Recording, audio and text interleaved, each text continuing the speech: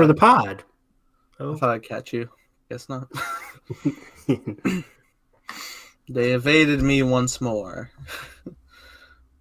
That's fine. What's going on, guys? Welcome to My Cup of Tea, episode number 25, where you can't stop my puzzle brain working tonight. So, that being said, before we get into all that, joining us as always, we have Evan. Hey, guys. Never wants to let Evan go over it. Oh, wow. I think your thing is racist. No, I'm kidding. StreamYard. Glad to be back. It's been a crazy week. WandaVision was probably the best episode yet of the season. We're over the halfway point, so things are getting even crazier. But also this week we had a lot of the beginning of the Oscar season, a lot of craziness with the Golden Globe nominations. Jared Leto must be very happy right now. So I can't wait to talk about all of that. Also joining us, we have Carson. Nathan's over here right now, once again, all roads led you back to me. Series. It's a secret Spider-Verse episode you didn't know. No. J. Jonah Jameson, once again. No, we'll get to that. Via the Morbius appearance. But yes, multiverse. It's a week of multiverse of madness, honestly. That's the best I could call it. And we're on our way to establishing this, this, I guess right now we kind of got this 3-thing arc between WandaVision, Spider-Man 3, and Doctor Strange 2. And so we're kind of seeing how that's going to break everything into the MCU and what's going to happen moving forward. But this week, oh my gosh, there was just, so much, and I can't wait to talk about it, and I've been thinking about it all weekend. And I tried to go get the comics today, but everyone has them checked out at the library. I was like, damn you. So I'm going to have to get them on Comixology because... Stop going to that library. everyone has House of M checked out. Everyone has the 1985 through 1986 Wanda and Vision checked out. So yeah, I can't wait because there's been so many hints or people you need to read these, and so I'm so curious to go back and see what they've actually, especially after the season, what did they pull from the comics. But yeah, real quick, I think the first Wanda introduction I had in the comic books, I was reading Avengers Disassembled from the 1990s, where it was Michael Bendis's one of his runs on the Avengers, and it was kind of Wanda messing with everybody's brains, thinking Hawkeye got killed or She-Hulk got killed, but it was all in Wanda's and Vision died in that because of her or something. Exactly. I was seeing an interview with Elizabeth Olsen, who is, I can't remember when it took place. I think it was for Age of Ultron, maybe when her character was first kicking off, and she was going through all the comic books, and she was talking about Disassembled, and then all that. Great. And it's then there's one where eventually Doctor Strange has to put her into a trance to stop her, which I think I want to talk about because I'm that's very interesting if things are going down this current path. But I don't want her to be a villain either, so yeah, I don't want to talk about it. We'll get into that. Yeah. So, Carson is Carson is the king of physical media, going to the library for his comics. I know. I tried, but now I'll have guided reader view to bring me through all these panels. You're terrible. Real quick, just stemming off of that Jared Leto comment, I was ushering yesterday, and my coworker, she was we were ushering The Little Things. She was like, "Have you seen this movie?" I was like, "No, not yet. Have you?" She's like, "Yeah." I was like, "What do you think?" She's like, "It's weird." That was it. We kept cleaning. That's too funny. It's February 6th. I went to the movies today, and I still saw the Little Things trailer. It's following me. What did you see? I went to go see The Marksman, the Liam Neeson oh yeah movie. It's a movie, but talk about it. My mom had free movie tickets. We were like, let's go out to the movies. I'm like, okay, cool. I've seen everything else basically, and I'm like, what? I haven't seen The Marksman, and it's a Liam Neeson action re-releases. I've seen all of Liam Neeson's weird taking spin-off movies, so I was like, what? Let's add another one. They just keep Walk coming. Among the Tombstones. That's a great one. Walk Among the Tombstones is great. I didn't see it. I want to watch that. What's the one? the commuter or whatever. The one I heard on a okay train. things I about saw that on that. an airplane. Yeah. All I see that needed one. was "Don't Stop." That's all I need. I'm good. Yeah, after that, it's like, all right, stop. Nonstop, actually. Nonstop. Yes, Of that's course right. it is. It has been. That was like 2014. Yeah, I think so. I only saw it once in theaters, but I liked it. It was good. Yeah, most of these arcs like pretty solid. Yeah. Besides Taken 3. Taken 3 is god awful. I don't even remember Taken 3. Yeah, it was weird because they had the whole 3 in there. Okay. But WandaVision. WandaVision. We're in the 80s. Finally! Yes, And dude, I was saying right from the jump, I would watch a full season of this era of WandaVision. I really would. Can I just say that in that intro, where it's like the sizzle of them like hanging out as a family, not only we need to mention Baby Vision, the most terrifying thing of this whole episode, has overstepped their de-aging technology. And also, when it shows that shot of them eating a picnic in the park, Vision goes to eat a chip, and because he doesn't eat, he's like trying to like show his kids that he just sort of act like he's eating in front of his kids. He actually throws the chip behind him. If you go back and you watch, I didn't see that. And he tosses the chip behind him, and I'm like, that's so funny. But yeah, it's just like the perfect little like 80s montage in the beginning there, and I was like, okay, this is gonna be intense because we all know it's gonna go downhill from here. It's so good, like not to like rush like the plot ahead, but like you can also see like when they're celebrating the kid's birthday, like their birthday cake already has like a candle 1, 2, 3, 4, 5 just to catch up. Yeah, it's so great. But start from the jump where we're kicking off and it's just family life. And Wanda's just like trying to do some reality altering to make her kids stop crying, but it's not working. Just like the bird. So clearly her kids are Mephisto, based on theories. How many times are we going to say Mephisto in this episode? Oh my God. I've tempered on myself. I thought about it. I got it out of me this weekend because I knew you were going to. Even in like our DMs and other friends I talk to, I'm like, hey, Evan, I was at work the other day. Like, Evan, I've heard these Mephisto rumors. I'm like, God, come on. I can't escape it. When he actually shows up, you're going to be like, cool. Yeah, I'd be like, okay, cool. It's like, okay, it wouldn't be surprising anymore. I saw a fan casting for him to be Cillian Murphy, and I'm like, that is so perfect. I want it. Like, it would be amazing as him as a comic book villain, but that's besides the point. Mm-hmm. But yeah, this is fascinating how she can't, her powers can't affect her own children. And I've been saying before even WandaVision aired, I'm like, we heard rumors about her having kids. I'm like, her kids are going to grow up young, freaking Avengers, like for the future of this show. And I really think like this episode solidified the idea even more that these kids are growing up fast to be not taken away by the end of this series. Like, House of M is notorious for taking away her children, but I think we're not going to get that. I think these kids at least that tragic part of it. Yeah. Yeah. I think her kids are here for the long haul. Not saying that something else could trigger the reverse House of M thing, but I think her kids are here for the long haul. And it kind of goes hand in hand, right? Like we see a lot of things in this episode. We get some answers, I guess, in terms of like, is the stuff, the illusion of the show that she's creating, or is it certain things that are actually in this new reality that she's creating? We see her kind of like, she doesn't in this episode, she doesn't really know at some of the time. So it becomes this thing where like we see the scan of Monica Rambeau and it's blank. It's just like this surge of power, and they're like, oh, it's a broken machine. And then this thing with their kids where she can't control the power.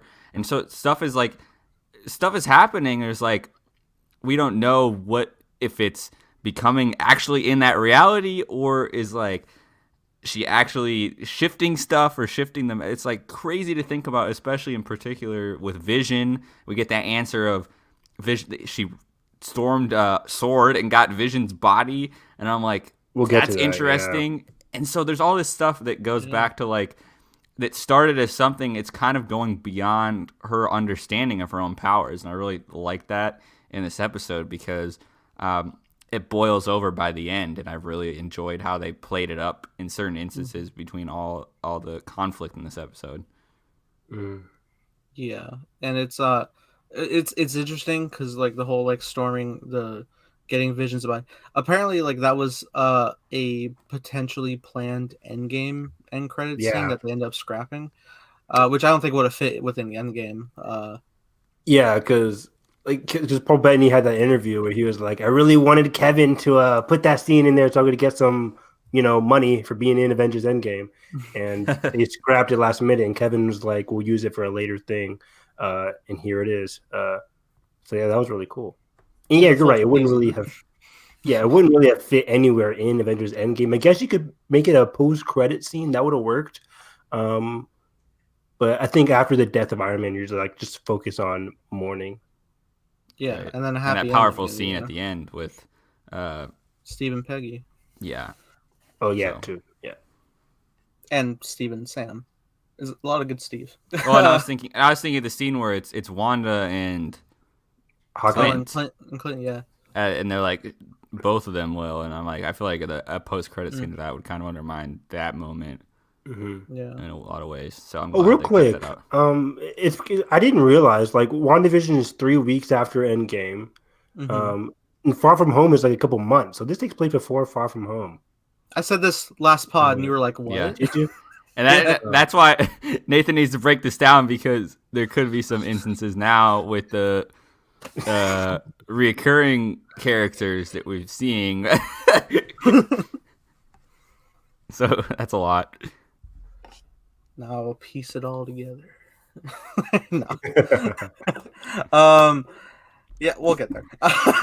There's a lot of great stuff in this episode, dude. Like I think it's probably like the best acting back and forth. It's interesting. Let's go and talk about like some of the S.W.O.R.D stuff with the B team. Okay. Interesting how like they're going through how Wanda's reality altering that they started addressing. That's a good point with like her children. It's like that they are real, which I am in a full belief that like, yeah, these are like actual people now, because like we see like even like when like that rope turned into a jump rope that they pulled out, they still physically have that. They have the physical like 70s costume that Monica's wearing. Like it's all like real now. So it exists, which is also an interesting prospect when it comes to Vision and as to what his fate could end up being. Like at this point, when Vision walks out, we see like in some of the early trailers, like the first trailer, we see Vision at the edge of the dome. I'm like, if he walks out, does he just like lie down, like turn to dust, or not turn to dust, but turn to that gray dead body? That gray dead body. We don't know. That could be like a big emotional crux of like what's gonna happen for like a finale type deal. But it's also and really, S.W.O.R.D, right? Like you're saying, like so there. I saw this theory that if Vision, I'm thinking the Halloween episode's gonna be next week, maybe, or maybe episode 7. I don't know yet, but I think Vision's gonna fly out by then, and by that time, if he does just end up as that dead body, what does S.W.O.R.D do with it and say, hey, maybe our only chance against her is gonna be through Vision? What if do we reboot Vision or whatever? Like, is there even a way that'd be possible? And someone was like, that could be where the Ultron thing comes in, of like when he's rebooted, like that a little bit of time would be. Isn't it also weird just like thinking like, what the hell was S.W.O.R.D doing in the first place with Vision? Right. Exactly, and maybe that's what motivated her to take him. So I don't know what they were doing with him. I don't know if that's going to be answered. But and that main S.W.O.R D guy is really suspicious to me. I don't know why. He's like asking her, like, is there any other names that she would go by? It seems very weird. I don't know. What do you guys think of that? Dick. I don't think he's there. I don't think he's like a what's it called, Skrull, Mephisto. or Mephisto. I think he's just being an asshole for sake of being an asshole. Yeah. Just don't need somebody to like. The show needs somebody to focus in on like being wrong in a sense. Definitely. Like they're saying, like Wanda's the real villain here. It's all Wanda. As a team Cap person, I was just getting so triggered whenever he kept blaming her for Lagos. I was like, I'm in 2016 again, and I'm gonna fight somebody. This is the commercial and the blood of the paper towels. I'm like, oh no! How dare they? Because it said Lagos for when you need to clean up a mess you didn't mean to make. It's like, how dare you? How dare you? Oh my god, I was so mad. But yeah, I don't know if they're actually going to answer the whole Vision, like what was going on with Vision, because it wasn't really brought up any time afterwards. It was just mentioned, oh, the security footage of her going to Vision, and then that's it. Like, it didn't look like they were like dissecting them for evil purposes. Like, Yeah. I also forget that like by this point, like Vision's been dead for 5 years in that time. That's what I think. My thing was like it was like deep into research of like 5 years of pulling that thing apart and like doing stuff. Which could be enough time to like with the Ultron theory download such things. Possibly. I just feel like that's doing a lot for this show. Yeah. But the show's already doing a lot too, so it wouldn't be surprising. And I don't want it to be like, you know, like hand over foot, like, oh my god, Ultron is back. I think it would just be interesting if he just like it would just be more of a personality thing for Bettany to kind of play out and just kind of be more. Yeah, and it doesn't even necessarily have to like pop up like within this show. It could just be like set up like plot that you pull from existing things in the show in a different property. Yeah. But I think S.W.O.R.D is like in the clear. I could be completely wrong. Like the next episode, it's like, oh, there was an evil S.W.O.R.D group dissecting Vision. But I think they were in the clear. Tony, or at least not Tony, but Vision said like he didn't want his body to be used for or something. Like he didn't want his body to come back or be used for evil. I forget what the line they used. And why would she go against that too? It's like, especially now that I just had rewatched Infinity War and like. That sacrifice that she makes, she goes through, even though like everything again is telling her like, no, I can't do this to you, Viz. Like she goes through with it because that's how much she cares. Exactly. Why would she betray that now unless there's outside influence? I don't know. And it kind of makes sense why Vision was in Endgame. They had ample opportunity to reboot him in those 5 years, like between Infinity War and Endgame. But if Vision was like, I don't want to come back, then that makes sense why he didn't come back for Endgame. Well, I think that's also like a thing of like everyone was like really depressed and doing nothing for those 5 years. Right. Still, like if they could get an extra body to help them out against Thanos. Yeah, well, it could take a long time because there was like a trillion neurons they were saying to have to piece together. And like, and wait, like whose word are we taking with like Vision's final wishes? This S.W.O.R.D guy? I don't know. I didn't even watch the episode. Who said it? The S.W.O.R.D guy did. The lead S.W.O.R.D guy. I don't trust him. I mean, but I don't think he's lying though. Like, what would be his like reason to lie about what Vision wants? I don't know, man. This man armed a drone to shoot next to children. Like, I don't. Yeah. In his mind, those children are like, he probably doesn't even care. It's like those children came from nothing. Like, like okay. Well, at that point, it's pretty much just like our main S.W.O.R.D crew that know that about Wanda's like physical reality changing. It's not, they don't know. But there's also an interesting point.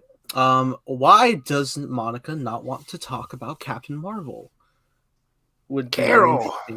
Interesting plot moving forward. I feel like it could be like an Interstellar issue, like with Murph and her dad. What I got just like oh, I'll be back sometime, but you know things just never come back. Things can get worse out there, and she could feel abandoned or something. Right.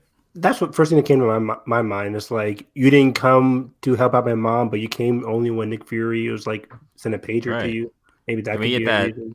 We get that line in I think in Endgame or somewhere of like, there's like 1,000 other worlds out here. I got to do all this, you know, like that kind of thing of she's burdened by that responsibility and kind of forgot her best friend. So that could be it. But also, I feel like Monica is a very strong-willed person. I feel like why would she care so much about Carol not coming back to say hi and give her a hug? And we'll definitely get answered in Captain Marvel too. Well, it could be the mom thing too, of like you didn't come say or goodbye or something. That's what I kind of got for the hospital too. Of like that could be totally why she might have animosity towards her in that moment. Yeah, because she wasn't called in until the snap itself, which was like so late in the timeline. Exactly. Also, interesting thing with her med scan coming up blank like that. Tease for her powers. Tease for her powers, yeah. Which she may. I don't know if it's an effect of like going through Wanda's reality or something, but it seems like she's already got it underlying, and that could pop up at some point. Not sure what. Probably it could be the end of WandaVision. Could be a start of Captain Marvel 2. We'll have to see. That'd be really cool. See, like Captain Marvel 2, if Monica gets her powers, we could have Kamala, Monica, and Carol all having Yeah. powers. That's Like, quite the think about that trio in trio. there. It would be amazing. Man, that would be That's awesome. I amazing. can't wait for that movie. But um, yeah, that could be a good reason why she's mad at Brie Larson. I mean, Carol. Maybe she also heard that Brie Larson's like ruining Star Wars. Maybe that's why she's upset too. You never know. Brie Larson's YouTube. I'm just gonna highlight this comment real quick. Cool. I don't, but like toward the end, I will like as a big cameo that isn't the one in this episode, I will discuss. Yeah, I love Evan Peters, but I don't think he was like the big cameo that she was talking about. But we'll get into We'll talk about It's interesting because I think there's gonna be that's where my brain is gonna start like piecing everything together. Right, like I think, and that's the other thing I have. My brain goes where like Vision kind of breaks out and tries to get help elsewhere from, or tries to communicate with one of the Avengers or somebody. I don't know who that would be. I mean, obviously Doctor Strange comes to mind of like being the answer, but and that could and I think he was already was he already rumored to be at least in this season, or theorized, heavily theorized. Heavily theorized to be in this season. Given that like Wanda is a confirmed for Multiverse, exactly, so he's probably going to be an end credits type. And like they were both filming in Atlanta recently. We're like, okay, they're filming for Doctor Strange, but they also could be filming like a secret scene for WandaVision at the same time. So that's where my brain goes. But in terms of like totally unexpected, I just think it's just too, I guess, early in the development of it. Of like, it would feel weird if, you know, Stewart shows up and it's like, okay, but we haven't really got that development on screen. I don't know. I mean, who shows up? If Magneto shows up, so I don't know how I feel about it. Yeah, you said Stewart. I'm like, sorry, McKellen or Fassbender. Yes. Sorry, the timelines are confusing me. I know the XMen. I'm already getting confused by because we haven't really seen that yet. I don't know, but then again, you know, Peter shows up. But Lennon Poole made a good comment. He says, "I don't think he will contact the Avengers as he doesn't remember anything before Westview," which could be true. Right. I think. But I mean, which was a powerful scene of just like how scary for Vision. It was just like he can't remember anything, and that's like another like ramification of just like if Vision is back, then he's also like really not our original Vision anymore. Like this is a new one who doesn't like have the memories and experience. This begs the question: like, does he now remember because of Wanda or because he died, or is it mixed of both? Could be both. It could be like it could be a damage in like his central processing. It could just be a rebirth thing. I don't know. Because it reminds me of what the situation with Gamora in Guardians, or like we now have a new Gamora because of the weird like Endgame stuff with different timelines or multiverse.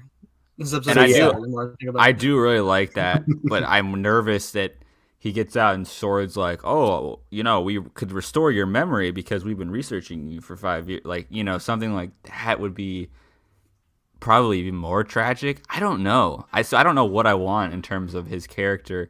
You don't want his memories to come back? Well, I do, but like also I kind of like the idea of him like just being this limbo and like in showing Wanda like, hey, this is like the whole scene with their kids in this episode. Like grief is hard, but it's like you can't just bring people back from the dead when it's kind of. I mean, he is a robot in a sense, but it's like it's crazy to say that. Like, if you could download his memories, but like with the power of the Mind Stone, I wonder like what aspect it was all technology, what aspect was his physical. Yeah, and soul. so it's a debate between that.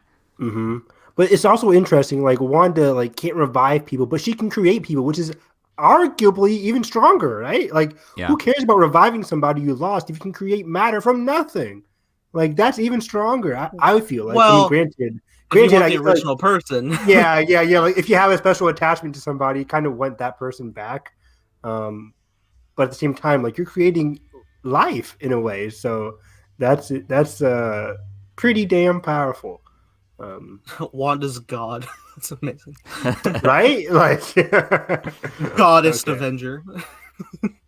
But yeah, there's It's a lot in this episode, man. There really is. Yeah. So where were we? We were talking about the kids though early on. Does anything else happen early on in the episode? I forget. Agnes. We got to talk about Agnes. Oh and, yes, like, yes, the reset of the scene. Sparky, the dog from the comics. Agnes and the Sparky. comics. Yeah. Sparky's dead now. Pain. Tragic. Pain. But let's go back to that beginning scene where they first like want to get a pet, and then or even like at the start with like Agnes, because they were like doing the babysitting thing, and then Vision's kind of like on edge as a father, but then Agnes just kind of like freezes and was like, "You want to take that again?" Like on set, and I'm like, "Excuse me," just openly saying that. Yeah. So I'm like, it's so interesting. We've been saying it for what episode are we on? Episode 5. So we've been saying it for 5 episodes now. Agnes is sus. She's got to go. Something's on it. She has to be in on it. Everybody else in Westview is just like she looked worried in like episode 3, so it could be a thing where like she at this point she's just trying to play along with it. That's completely what I think is happening. I think she's playing along. Wanda has a different level of control with her, where for some reason Agnes has the consciousness to be like, I know we're in a weird reality. I know what's going on, but I'll play along. Which everybody else doesn't seem to be playing along. They just seem to be in a weird mind control situation where Wanda's in their head. But for Agnes, it just seems like she knows exactly what is going on. She knows about she knew that Monica was not from this world or not from that reality. So she knows a lot more than everybody else. So she has to be that third party. I don't know what her main goal is, but she has to be like the other person helping out Wanda. Because at the same time, like we're all like, oh, it's all Wanda. But Wanda at the same time is admitting that it's not all her too. So and it's interesting too, because I think you're so right in like, I think if I don't think it's gonna be like, oh, we're gonna pull the curtain back or Mephisto is huge villain. I think it's just gonna be a tease through Agnes. I think she's gonna be kind of not pulling the strings, but at least aware of the strings, if that makes any sense. Yes. And so there's a character, Nathan. What's the character in the comics that it's like the old witch lady, and they Agatha Harkness. Yeah, and people have been speculating who has also acted as like a godmother to Wanda's children before. Yeah, she's helped out Wanda, and she's also been like an antagonist to Wanda. So that interests me because apparently her character, like, she's a witch and basically like sold her soul to Mephisto. Would explain why she's probably not affected by the hex or whatever we're calling it now. But whether they lean on to that or not, I'm just so curious to like what's the end game with Agnes's character in terms of like when do we find out her motivation. And I think we're gonna get some answers a little bit in that conversation that we seen in the trailer between Vision and Agnes on Halloween, and we even see Agnes is wearing a witch's costume, which is a little on the big nose. Tease, yeah. We'll see. But yeah, like I'm so like it's just she's been lurking in the background of every single episode, and it's just been for 5 episodes she's been doing this, and I'm so excited for it to finally boil over and like come into the plot more, because she's been there and you're just suspicious every episode, and you're like, okay, when is this gonna happen? It's one of those things I really like the way Marvel was slowly teasing it out. They could have done something easy by the end of episode 1 and be like, like have a secret scene with Agatha or Agnes or whatever, and be like, oh, she's gonna be our main villain. But they like off to the side, exactly. But they haven't done that. They haven't really like shown the audience what her main goal is, if she's good or bad. Like any innocent viewer could be watching this and be like, oh, she's just an innocent neighbor who is still somewhat aware of what's going on. Right. But I do think she is some kind of antagonist for this series, either manipulating or using Wanda's grief to get her way. Also, Lennon Poole, we're just gonna be talking about this episode, not all of the MCU today, but how it connects to the larger MCU. Exactly. But yeah, it's also been interesting just seeing like Wanda get like way more comfortable. Like she doesn't like want to hide her powers anymore. She just wants to like live openly. Um, at least like in terms of like with Agnes there, which could be part of her plan. I don't know. I really don't know with Agnes. It's still pretty vague at this point. But obviously there's something wrong. Yeah. I mean, at the same time, I really hope Agnes isn't using her for like some take over the world kind of way. I want a real personal goal for Agnes Right. too. Hopefully, Yeah. she's just not like, oh, I just want to take over and create a whole new reality. But I don't know. Like this Something is I think it could be interesting with the kids, like that angle of like maybe ooh. I think there's something there. Oh yes, yeah. We'll get to that with the whole dog thing, and maybe she wants to use the kids somehow. Yeah. But even then, like she seemed like the kids seemed like a kind of not a miscalculation, but I don't know if Agnes expected the kids to ever come about during this new reality. Right. Maybe she did. I'm not sure. But she goes along with it. I mean, she brings in the does. doghouse, and then she's like, "Oh, kids, when they grow up, so I can't remember what she says, but when they literally grow up in front of your eyes, like they go from age 5 to 10, because they want to get the dog." Yeah. If they age like 5 years like each time, it makes me wonder like how far they'll go and like at what point we'll see their power set come into play. Yeah. Young Avengers, I'm guessing 15 to 16. I think Maybe so. try to get that Peter I think Parker. they'll probably age up one more time, maybe Yeah. in like with some play with like Uncle Pietro, which I'll get into. But Yeah. which I think will be fun. But okay, there's also like a couple like big points to also like first off Vision and Norm at the office when he breaks Oh my his God, like yeah. mind out.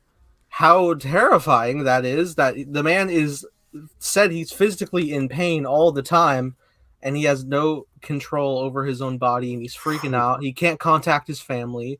It's very scary, and Vision doesn't know what to do. He's freaking out, so he just puts him back in, which is could be worse. Because now he's just back in that pain. What power is Vision doing, by the way? Because he is a robot, so I he's think not that's doing just any magic. so that power. I think like the only other time we really saw him do it is like he did that to Ultron himself to like lock him out of the internet and stuff. Okay. Yeah, So it's it's like some sort interesting. of Like mental what? connection. So that His makes mind me stone think. power, Yeah, that makes me think that at least we're getting these little hints that Vision is actually there. Like I'm, yeah. Which again, like that is a mind stone power. I Right. don't know if Wanda recreated the mind stone or something. I don't know if she could physically do that, but or something like it. So yeah, it leads me to believe that if we do see Vision go out of the hex, that maybe he doesn't just deteriorate all of a sudden into that gray body, or maybe maybe it's kind of like he's kind of temporarily charged, kind of, and then we see him kind of like outside of the hex, and he's kind of like weaker or something. I could totally see that like kind of being led astray with that. But yeah, and the acting in that scene is so cool too, because he's like literally in pain. He's like, my dad is sick and I can't contact my family, and then he just pops back in and he's like, isn't that swell? Or I don't know what he says, but it's like, oh my god, like. Also, Norm says like she's in my head. He doesn't say Wanda, which could give tease to be like, could this be Agnes as well? I don't think so, but it is possible. I'm just it is possible that it's not Wanda. Even though I still do think it's Wanda, but what is the Maximoff anomaly? Okay, there's a lot to break down. Right, and that whole thing of like not using the 80s tech and not having to be changed is also very interesting. Like that, that certain things like can like be camouflaged in a sense and go through was also something I found like just kind of crazy about the whole anomaly. Is like, it's just one of those like rule breaking things. You're like, okay, so we can do this. What is it going to mean for later episodes? And as things go along, just found it interesting. Yeah, and also like to like break down like the thing of like Norm's mind control. Okay, again, I don't know if it's a thing or like Agnes is like playing along or something, but Vision does the same thing to her in that Halloween episode in the trailer that we'll see. You're right, he does. He kind of shocks her a little bit, and she's like, "You're supposed to be dead." Yeah, she's freaking out like, "Am I dead?" Like, just snapping back to everything. So I really don't know the full extent of like what's up with Agnes, if she's like also like being used as an agent by both Wanda and a mysterious force. I don't know. That would be interesting too. But yeah, it's a lot. There was also the big confrontation with like the drone. Wanda like literally walks out of Westview to confront S.W.O.R.D, dragging the Her drone. accent comes out, guys, and I loved it so much. It was a very, like remember in Rebels when like Hera's French accent comes back when she's arguing with her dad? Yeah, I love that. With Cham Sandula. What a character! I love him. And, Yeah. what's What that a book? picture. Is it? It's Lords of the Sith actually that he's in it. I think he's in Yeah. Lords of the Sith. He is great in Lord of the Sith. Very good. But yeah, her accent kind of came out previously when she was talking to Monica about Pietro. Like whenever she was talking about him, like it came out a little bit, but we got a really big hearing during the whole confrontation. It reminded me of X2 when Magneto comes in and pulls the guns towards the FBI people. Yeah, I saw a tweet of that exact pair. Oh, and So I someone was like, that's really awesome. You humans in your, I can't remember the Magneto line. You humans in your guns. Your guns. Yeah. My brother and I like looked at each other. We were like, this is like totally X2 right now. It's really cool. Like her father. And then she points the guns on him, right? Mm-hmm. And I loved, but that's like the end of it, and she walks back in. But I just love the conversation. Monica like steps up and is like, in some way you trusted me. You inherently trusted me to come in and help with your kids, even though you probably had your suspicions or your powers were kind of getting the best of you. I thought that was really interesting. And she's like, and Wanda's like, what can you offer me that I don't? And she's like, what do you want? And she's like, I have everything I need. Like, oh my God, I love that whole. That was crazy, right? I mean, this is such a beautiful scene and complex as well because on one hand, we understand Wanda's grief. We understand what Darcy, Jimmy, and Monica see in Wanda. But at the same time, Wanda, you have over 1,000 people in there against their will. That's not good. I was like, let them go and you can have your suburb with you and Vision. That's cool and all. But you have innocent people that need to go back to their families. Which I actually have like interesting like thing to break down with that. So I think to that point we'll go in and get into like the end argument scene, which I think is my favorite scene. My favorite scene in the whole. Are we going to jump there before the whole dog getting killed thing? Oh yeah, let's talk about that quick. Well, we kind of touched on like the whole like death reversal is really not. Yeah, it's like a life lesson moment. Do you think Agnes did something to the dog on purpose, or it was just completely innocent? It's up in the air right now. I mean, I could believe that the dog ate like some bad plants. Me too. But when anything happens in this universe, it all seems to me like it might go back to Wanda. Even also, though by the end of the episode, the mailman was like, oh, I'm sure you won't get far. Your mom won't let that happen. Exactly right. So like, but I think she's losing grasp of that, guys. Like, especially in the end argument, she's like, "You think I control everyone going to their doctor's appointments and it becomes like insurmountable and uncontrollable at some point." Because they even on the S.W.O.R D side, they even say like, "This is unlike anything she's ever displayed before." And so, I think we've hit the turning point in the show of like things are going to get out of her control. I think that's a big prevailing thing for me is like what I think is going on is I think like all of this legitimately is Wanda, but I think it's a thing where like she doesn't know. I feel like she has like set the reality where like a lot of things are going like on autopilot in the sense that she's not fully aware is moving. That she has focused on like bigger picture stuff for herself. So like the whole like stuff like people doctor appointments like technically yes, she just doesn't physically know, and I think that also branches into like big cameo this episode of like why this person could be here is because like her outreach is like doing something she's not even aware because she has that conversation earlier talking about her brother. Now her brother's here, which she didn't anticipate. Yeah, I think it leads to the bigger question that her grief is replacing things and her powers are extending beyond what she knows, and that could be potentially reaching. And it just shows you how powerful that grief is, and it's just reaching potentially into different areas of the multiverse, which kind of goes into the big last scene. Mm-hmm. Yeah, it's really crazy because I'm like, even from the beginning of WandaVision, like in some of the early things where she's like creating stuff or changing stuff, she's ever since episode 1, she's been doing things we've never seen before, but we went along with it because we thought it was like a sitcom thing. But even now, the S.W.O.R.D agents are like something bigger is going on here. Yeah, this truly she is the most powerful Avenger. When you just thinking of like her first appearance when like she when she was grief stricken, like fell to the ground around Ultron bots. She literally disintegrated them. Mm-hmm. Like, she hasn't really done much like that since, but then now she's doing things where like it's reality altering. And if you pair like all this together, that's an Avengers level threat. And real quick, I loved and hated the one scene when she's like, Wanda could have defeated Thanos all by herself. I'm like, how do you know that? Like, that's what I was saying. Like, is there a show reel? Are we got a playback on the? And then Jimmy's like, well, Captain Marvel could have done it. I'm like, who were these people watching a Blu-ray of Avengers Endgame? Look, man, top 10 highlights from the back. What's going on? At this point, I don't question where like they get all the MCU footage on security cameras, because they were like, I'm watching Civil War and they were just like, here's Washington D.C. and it's literally clips from the movie, and I'm like, okay, yeah. At some point, you gotta let look at that helicarrier go down. Yeah, reality go. Like, how'd you get that? Like the whole, like literally, the Avengers base was destroyed when Thanos came in Endgame. I'm like, the one news recorder. It pulls back, and it proves to be that's where Peter Parker's web was way up, even though he's getting those pictures for Jameson, man.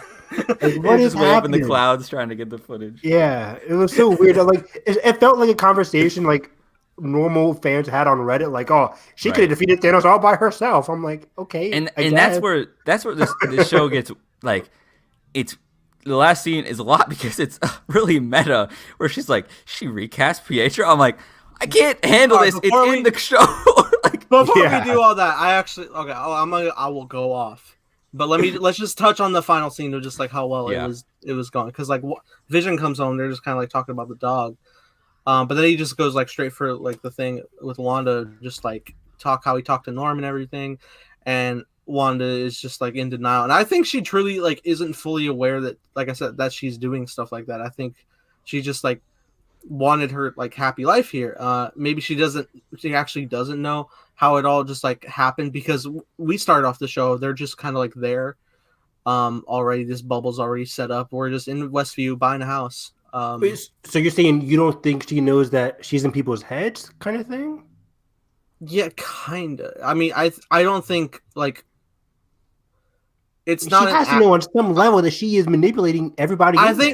I think probably now, but also she's like scared to lose stuff. So I think like she was unaware that she was like doing it, but if it's already like a set thing, she now has too much to give up with her kids and stuff. Yeah. And yeah, the scene's just going. It's so great because he's just like you can't control me like everybody else. She's like, can't I? And she, like the credits just roll because she's just trying to stop it. Maybe that was subconscious or not, but she's like trying to go to bed, and it's just crazy that they're arguing through the credits rolling. I love. And then when he just bursts through the door, like in his full like normal Vision look, and he's freaking out about like, I don't know what's going on, I don't remember my life. And then even like after that discussion, he still goes on just like, why are there no children out there? Like, I don't understand what this world is. Like, it's insane. For the children, and there's no children. Oh my god. I didn't think about that. Right. That's horrible. For Wanda's children, I guess. Exactly, right? But it was I loved it when he said like you can't control me like everybody else. And she actually can. The major thing we knew from episode 1 from the jump is that she has control over Vision. When the guy was choking and she's like, Vision, help him. Yeah, but like, again, does she lose that? Does she though? Because if like, Vision is he there, he keeps breaking out like all the time. Like he keeps snapping out of it. But then for Vision, like why didn't he help that guy who's choking? Or why didn't he do certain things? I'm just like, I think his consciousness is accelerating because he potentially is actually there, and now it's becoming a matter of. So you're saying like at this point she can't do what she did in episode 1. Yes, and I think that's why the credits roll, and instead of trying her powers on him. Okay, so at that point, then is he slowly gaining a consciousness? I guess that goes to your point, Carson. Where I think so. If he walks out now, he'll be kind of fine. He won't. It's like I guess it's like a learning AI type thing. Okay. And retaining. But continue. Okay, so, and then when they sit down and they're like talking, I think Wanda, like I said, legitimately does not realize like the extent of her power, and I think that's like how things are going. And then the doorbell rings, and that's also just like another layer of doubt of just like, look, I didn't do that, which I think is another thing. It's just like she probably did, but she isn't aware that she did. Vision or maybe had it a was doubt. somebody else. And the line that Vision gives, I love. One of my favorite lines of the episode is like, "I'd like to believe that, but at this point, Wanda." I'm the same way. Like, I can't believe what you're saying, Wanda. You don't even believe what you know. So because how it solidifies everything that we're thinking in that moment, and it just comes out in Vision's character, and I'm like, yes, beautiful, amazing, beautiful. Because like we don't, if Wanda doesn't even know her powers, how are we supposed to believe when she says, "I didn't do this" or "I did do this"? It's like we don't know. Right. So it's an interesting thing. If you pair with like the conversation with the dog about how you can't really reverse death, I think that could actually be ringing true, because otherwise why wouldn't she have brought back her original brother? But she still subconsciously wants to. So what does that do? Through branching reality, through multiverse, I guess you get a new living version, which we then see, and they tease you at first because it's the same hairdo. Back of the head, yeah. I was ready. I was like, Aaron Taylor Johnson, I'm ready. Let's go. I'm ready for this reunion. I would have been stoked. I know. I was right. And then it said it's got from Godzilla. No, you're right. They were married in that. Oh my god. The big controversy back then. Whatever. Multiverse, right?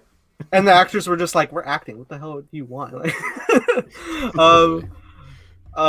but yeah, then when it's revealed to be Evan Peters, like at first I was like, "What are you saying?" Like, hold on. And then when Darcy confirms, like, she recast Pietro, I'm like, "Do you know what this could mean?" I was freaking out. Like, yeah, I saw your reaction. You're like, that. You were just making like inaudible noises.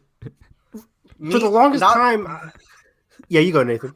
Me and my set was glitching. I was just like. I saw it. Yeah, his green screen was literally glitching, and I'm like, "This is so perfect for this moment." Like his reality is breaking. I gotta watch it. It's so good.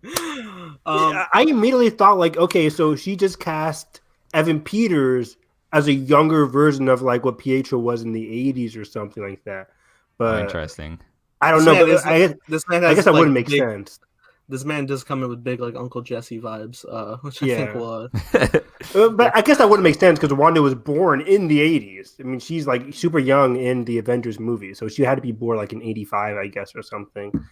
Sure. But man, yeah, that was super. And what does he say? What's his first line again, Nathan? Like he says, he's long lost bro can't squeeze his little sister to death. Or something. So it's like, does he know? Does like he know that that's not the right place for him? Like, I think he's just in. I don't know if he's under like mind manipulation. He probably is at this point because he's also just like, who's the popsicle when he sees Vision stuff. Yeah, but, yeah. So yeah, this isn't like an Aaron Taylor Johnson person because Aaron Taylor Johnson would know about Vision or that version of Quicksilver would know about Vision. Right. Yeah. But. I mean, I don't think, though, that this is like she pulled the same dude from the multiverse into because this is the same. But the audio description. I don't think we can take the audio description to be like the Bible that says all. Because I was thinking like. Meanwhile, we're like watching The Mandalorian. We're breaking Dark Troopers. We're like translating. Those are actual like. Those are actual like. It's different because Dark Troopers is like, how do you describe those? Oh, those are dark troopers. Like, how do you? No. This is if somebody because audio description is for somebody that's blind, right? So like, yeah, if they can't see, how are you going to describe those things? How are you going to describe it? You're going to say it's a dark trooper. Dark trooper. Okay, but if a blind person has never physically seen Quicksilver in the X-Men films, what good would that have done? No, because like if I'm explaining to somebody who is this person, oh yeah. In order to not confuse you, that is Quicksilver. You've probably seen him from the X-Men films. The end. Right? Like, that is Quicksilver from the X-Men films. Not for a blind person. You would just say, like, it's like somebody with a different face or something. You wouldn't just... Cause why would you say, yeah, specifically the Quicksilver from the X-Men films?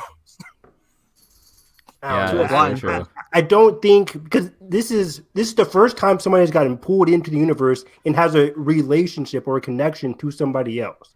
Everybody else has done this just like, oh, we're just like a neighbor, or like this is somebody coming in and then immediately having a relationship with Wanda. All right, I have two things. All right, yeah. I have two things. Number one, why won't you ever let me have fun? Number two, do you think Marvel wouldn't be aware that like the internet is doing right now? They wouldn't just straight up believe that is the X-Men Quicksilver, and they wouldn't just be running with that. Why would they confuse the audience? Yes. Like that? Why would they give them that false hope? Confuse the audience because we don't know what's gonna happen. We could have the first 2 minutes. Is he Mephisto? No. We could have the first 2 minutes of next week's episode, and he just like disappears, or There's no way, or there's some deception. This guy's not sticking around for the next 4 freaking episodes. Oh, I think you're completely wrong. Okay, I think for at least one episode. Maybe it would be an interesting. That's not 4, is it? I'm just saying. Well, I also think it would be interesting. Like, imagine if S.W.O.R.D gets a hold of this guy. What this could mean if he wakes up and if he is the Quicksilver. He can, and here's what. Okay, continue. I want to hear your theory. Continue. All right. Well, I basically said everything, but no, but like I have like more of just like in terms of like big cameo stuff, and I think this like opens the door more. Okay. Right. Okay. So I'm just gonna grab all these things. You could call them straws. I call them concrete. No. But I'm just like pairing different things. I'm just like working off the big cameo. Elizabeth Olsen stated this is like a Luke Skywalker level big thing. It's somebody she never stated that, but Evan.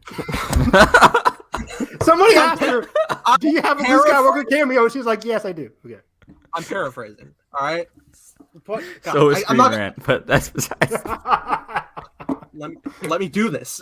I'm sorry. Pair that because it was also said that this is somebody that has like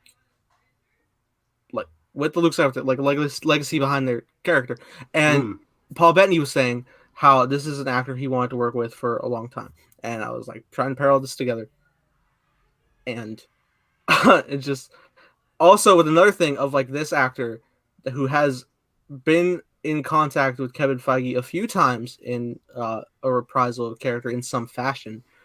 I believe Evan's gonna kill me, but I think it like the big cameo of this reality crossing because I believe this is the X-Men Quicksilver. That the big person could be Patrick Stewart's Charles Xavier.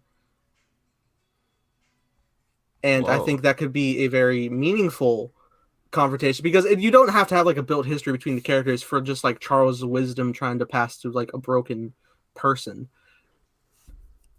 It is very comic booky, and like we've already gone down that road. Like I'm not really like if it works like in the context of where things are heading, I'm for it. But also if it's like,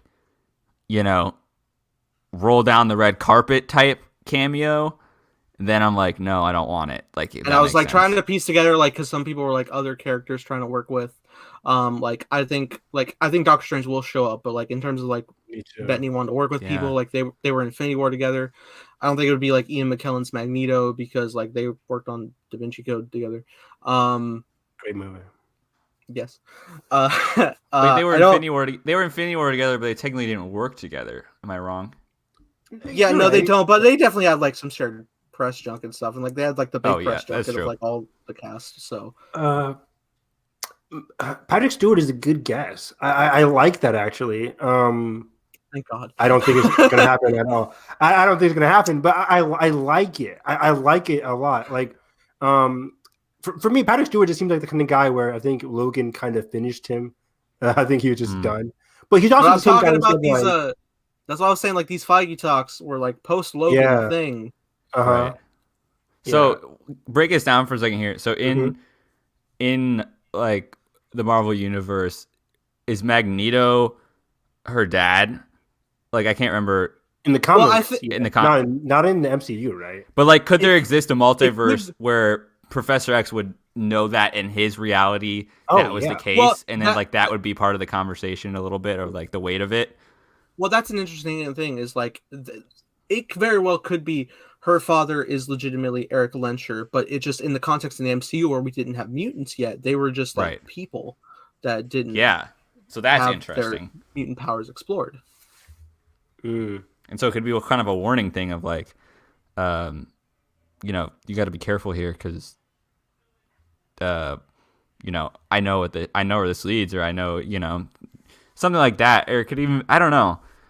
And it's like, part of me like seems like it would be too jarring, but again, anything in this show, it's been proved time and time again. And just in like MCU context of just like the future where they're going, like we also have a confirmation that like Deadpool 3 will be set in the MCU, right? So we know they're like he's gonna be like plucked out of there. So even though he's like more like fourth wall breaking funny, he still like works within a construct. So yeah, definitely, there still has to be some kind of explanation, kind of, as limited as it might be. I think like again, Multiverse of Madness, we're gonna be opening dimensions anyway.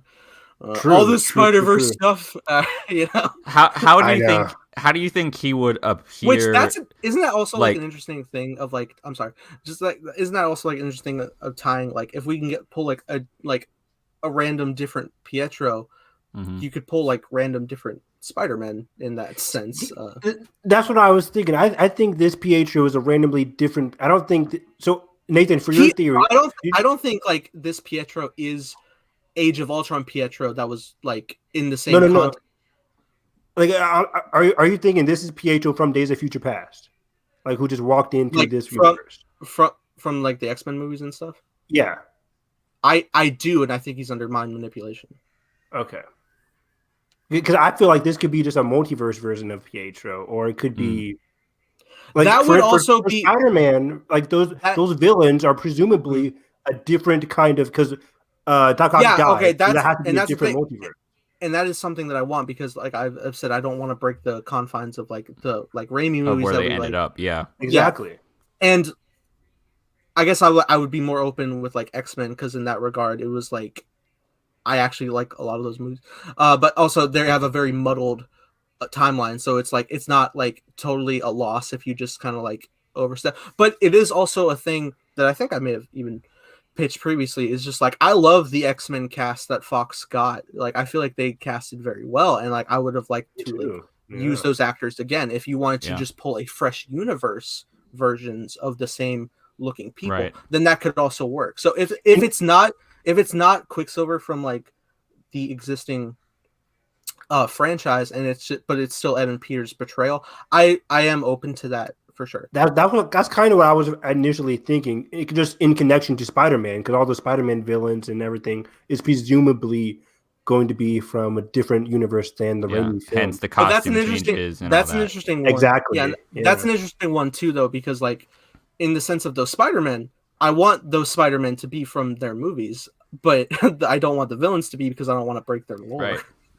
Which is so confusing, right, for the audience. So this is from the Raimi, and this is from. So, and whenever we talk about these theories, it has to be simple because all of the MCU movies, regardless of all their connections, are relatively simple. So it has to be something that like a child can understand. There is a fun theory with like the X-Men films. So whether this hurts your brain or makes it feel better, how disjointed their movies are. It's like in the sense of comic adaptations, because for some reason, like with the young cast, they kept being like, "Here's the next movie. It's been 10 years. Here's the next movie." I'm so stupid.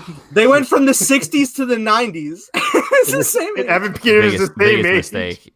Yeah. I love that Havoc, who's Cyclops' brother. Like they meet in Apocalypse. Yeah, where like he's 20 in the 60s, so like he'd be 40 in Apocalypse, but like his brother's in high school. Sense. It's whatever. If you read it in the sense of like you're reading comics, and it's just like where like you can go through like years and years, but you're just like only moving ever so slightly, stuff like that. Yeah. It's like, and they're kind of like their own like pocket, like kind of like also with Logan too, where just like there's some events that like happen, but like not everything is like concrete the exact same. Yeah, Logan was perfect. Just like the director was like, I'm not going to give any detail. Yeah, and I think Evan's right in the sense. Here. Evan's right in the sense that there's got to be some middle ground where we're not going to have to sit here and explain to our family members like for a 30-minute lecture on a whiteboard how this is all possible. It's going to be like not big red portal from Wanda open up. Other things fall. And it would be, and that would that would actually be great if it was just like a loose, like this history loosely like they can like in Logan how they're like, you know, the Statue of Liberty stuff from like the first X-Men film. Sure, it happened kind of not the exact same, and that would be great for like telling your audience members, so you don't have to explain not just a separate timeline but a broken one at that. You could just be like, if you want to go back and watch these films and just kind of like get a feeling of these characters, for sure you can do that, but not everything is like, but you're not burdened to it to understand it, and I think that's the key. Yeah, but what you said though, Nathan, in terms of these X-Men characters that we liked, I liked a lot of the X-Men casting. Like, if this is a way to have them automatically in the MCU without any big changes, like what they just did with Quicksilver, that could be an easy out. Right, and then you just have a fresh take on the characters portrayed by the same great people. Getting but new talent behind the camera, like it'd be interesting. Yeah, at the same time, I don't like that. Just in terms of their characters, plucking them from a different universe, putting them in this one, like their universe now is just without a Quicksilver, which is kind of depressing. But very true. If you branch them together, it's been imagine this Quicksilver had a sister, like in Days of Future Past or whatever. He was caring for a little Wanda. So I'm like, does she now not have a big brother? That's kind of depressing. I don't know, because in Dark Phoenix that was 20 years ago, so I don't know. You're right. I don't know, man. But yeah, so I still don't think that this is the same guy from Days of Future Past. I could be completely wrong. Yeah. I don't think it's okay. Yeah, at this point, I think it's 50-50. I think it's 50-50. At this point, I am accepting that it's not the same full canon, but you know, loosely, like if you still want to like believe like the events, for sure, but it doesn't have to be. It doesn't have to be the exact same one. Yeah, right. Because the whole like thing with multiverse theory in real life is like, even like you can have like the exact same like existing universe where like one blade of grass grew like an inch like next to it, and like that's a whole new universe, which is exactly. So yeah, you can have these things. And we've already seen too, like the whole what's his name, J.K. Simmons, like same looking dude, similar job, but it's a different multiverse, it's a different character. So this could be the same thing with Evan Peters and Quicksilver. It's gonna be so interesting, or it could just be a delusion. Because just to play devil's advocate, like I still do think Wanda subconsciously did this. Agnes could have just created this guy just to appease Wanda's emotions. I don't know. That's what I kind of think too. Of like, and okay, so two questions. Number one, does Quicksilver see Moon Knight eventually and think that's Apocalypse? Number one. And number two, this is actually like a little more serious, because Paul Bettany was saying this somehow WandaVision has way more VFX shots than Endgame. Somehow, I'm sure we'll see it. Do we get a Quicksilver scene in WandaVision? Do we get a slowed down Quicksilver scene in WandaVision? And someone said it's gonna be 90s next week. You could totally do a like, and I think they're gonna make what's the big sitcom in the 90s? The Full House. They're gonna make a Full House parody of. They gotta do a nod to Full House. This man's already Uncle Jesse when he comes up. That show's garbage. Wow. I haven't actually seen it. I'm more of everybody hates Chris. I just know the intro. Like, that's all I know.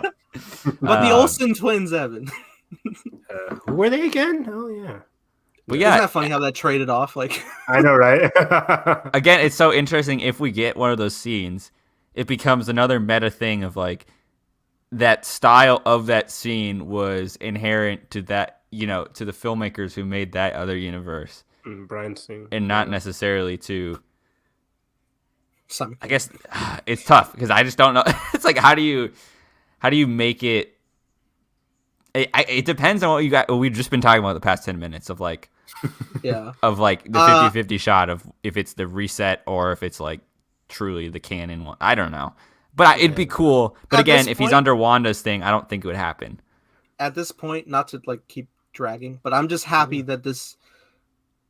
Like no longer was the last point I see Quicksilver is Dark Phoenix, because they just goodness, they took him out so randomly. Why would you? Yeah, he got injured. He got injured. Yeah, he got stabbed by like a piece of wood. No, No, he didn't. He was running up, and then Jean like moved whatever he was running on in the air, and then he falls. He falls down, breaks his leg. He can't run. Which is very funny. Like I'm watching the show Young Justice, and there's like the kid Flash in the show. I'm like, how are all these speedsters falling down or whatever? Like you're moving super speed, nothing should be able to stop you. But that's just me. Clumsy, you know. There's two clumsy speedsters. I would be like the most powerful speedster in the world. Anyway. The Ezra Miller. You tell him, Evan. You tell him. Like in every form of fiction, they have to create some way for speedsters to like fall down or lose. I'm just like, that's not possible. They're fast for a reason.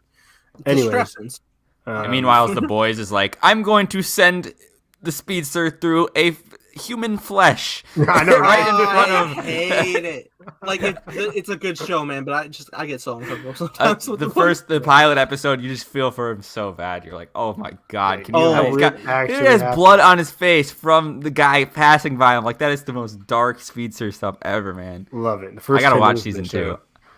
Oh yeah, you incomplete motherfucker.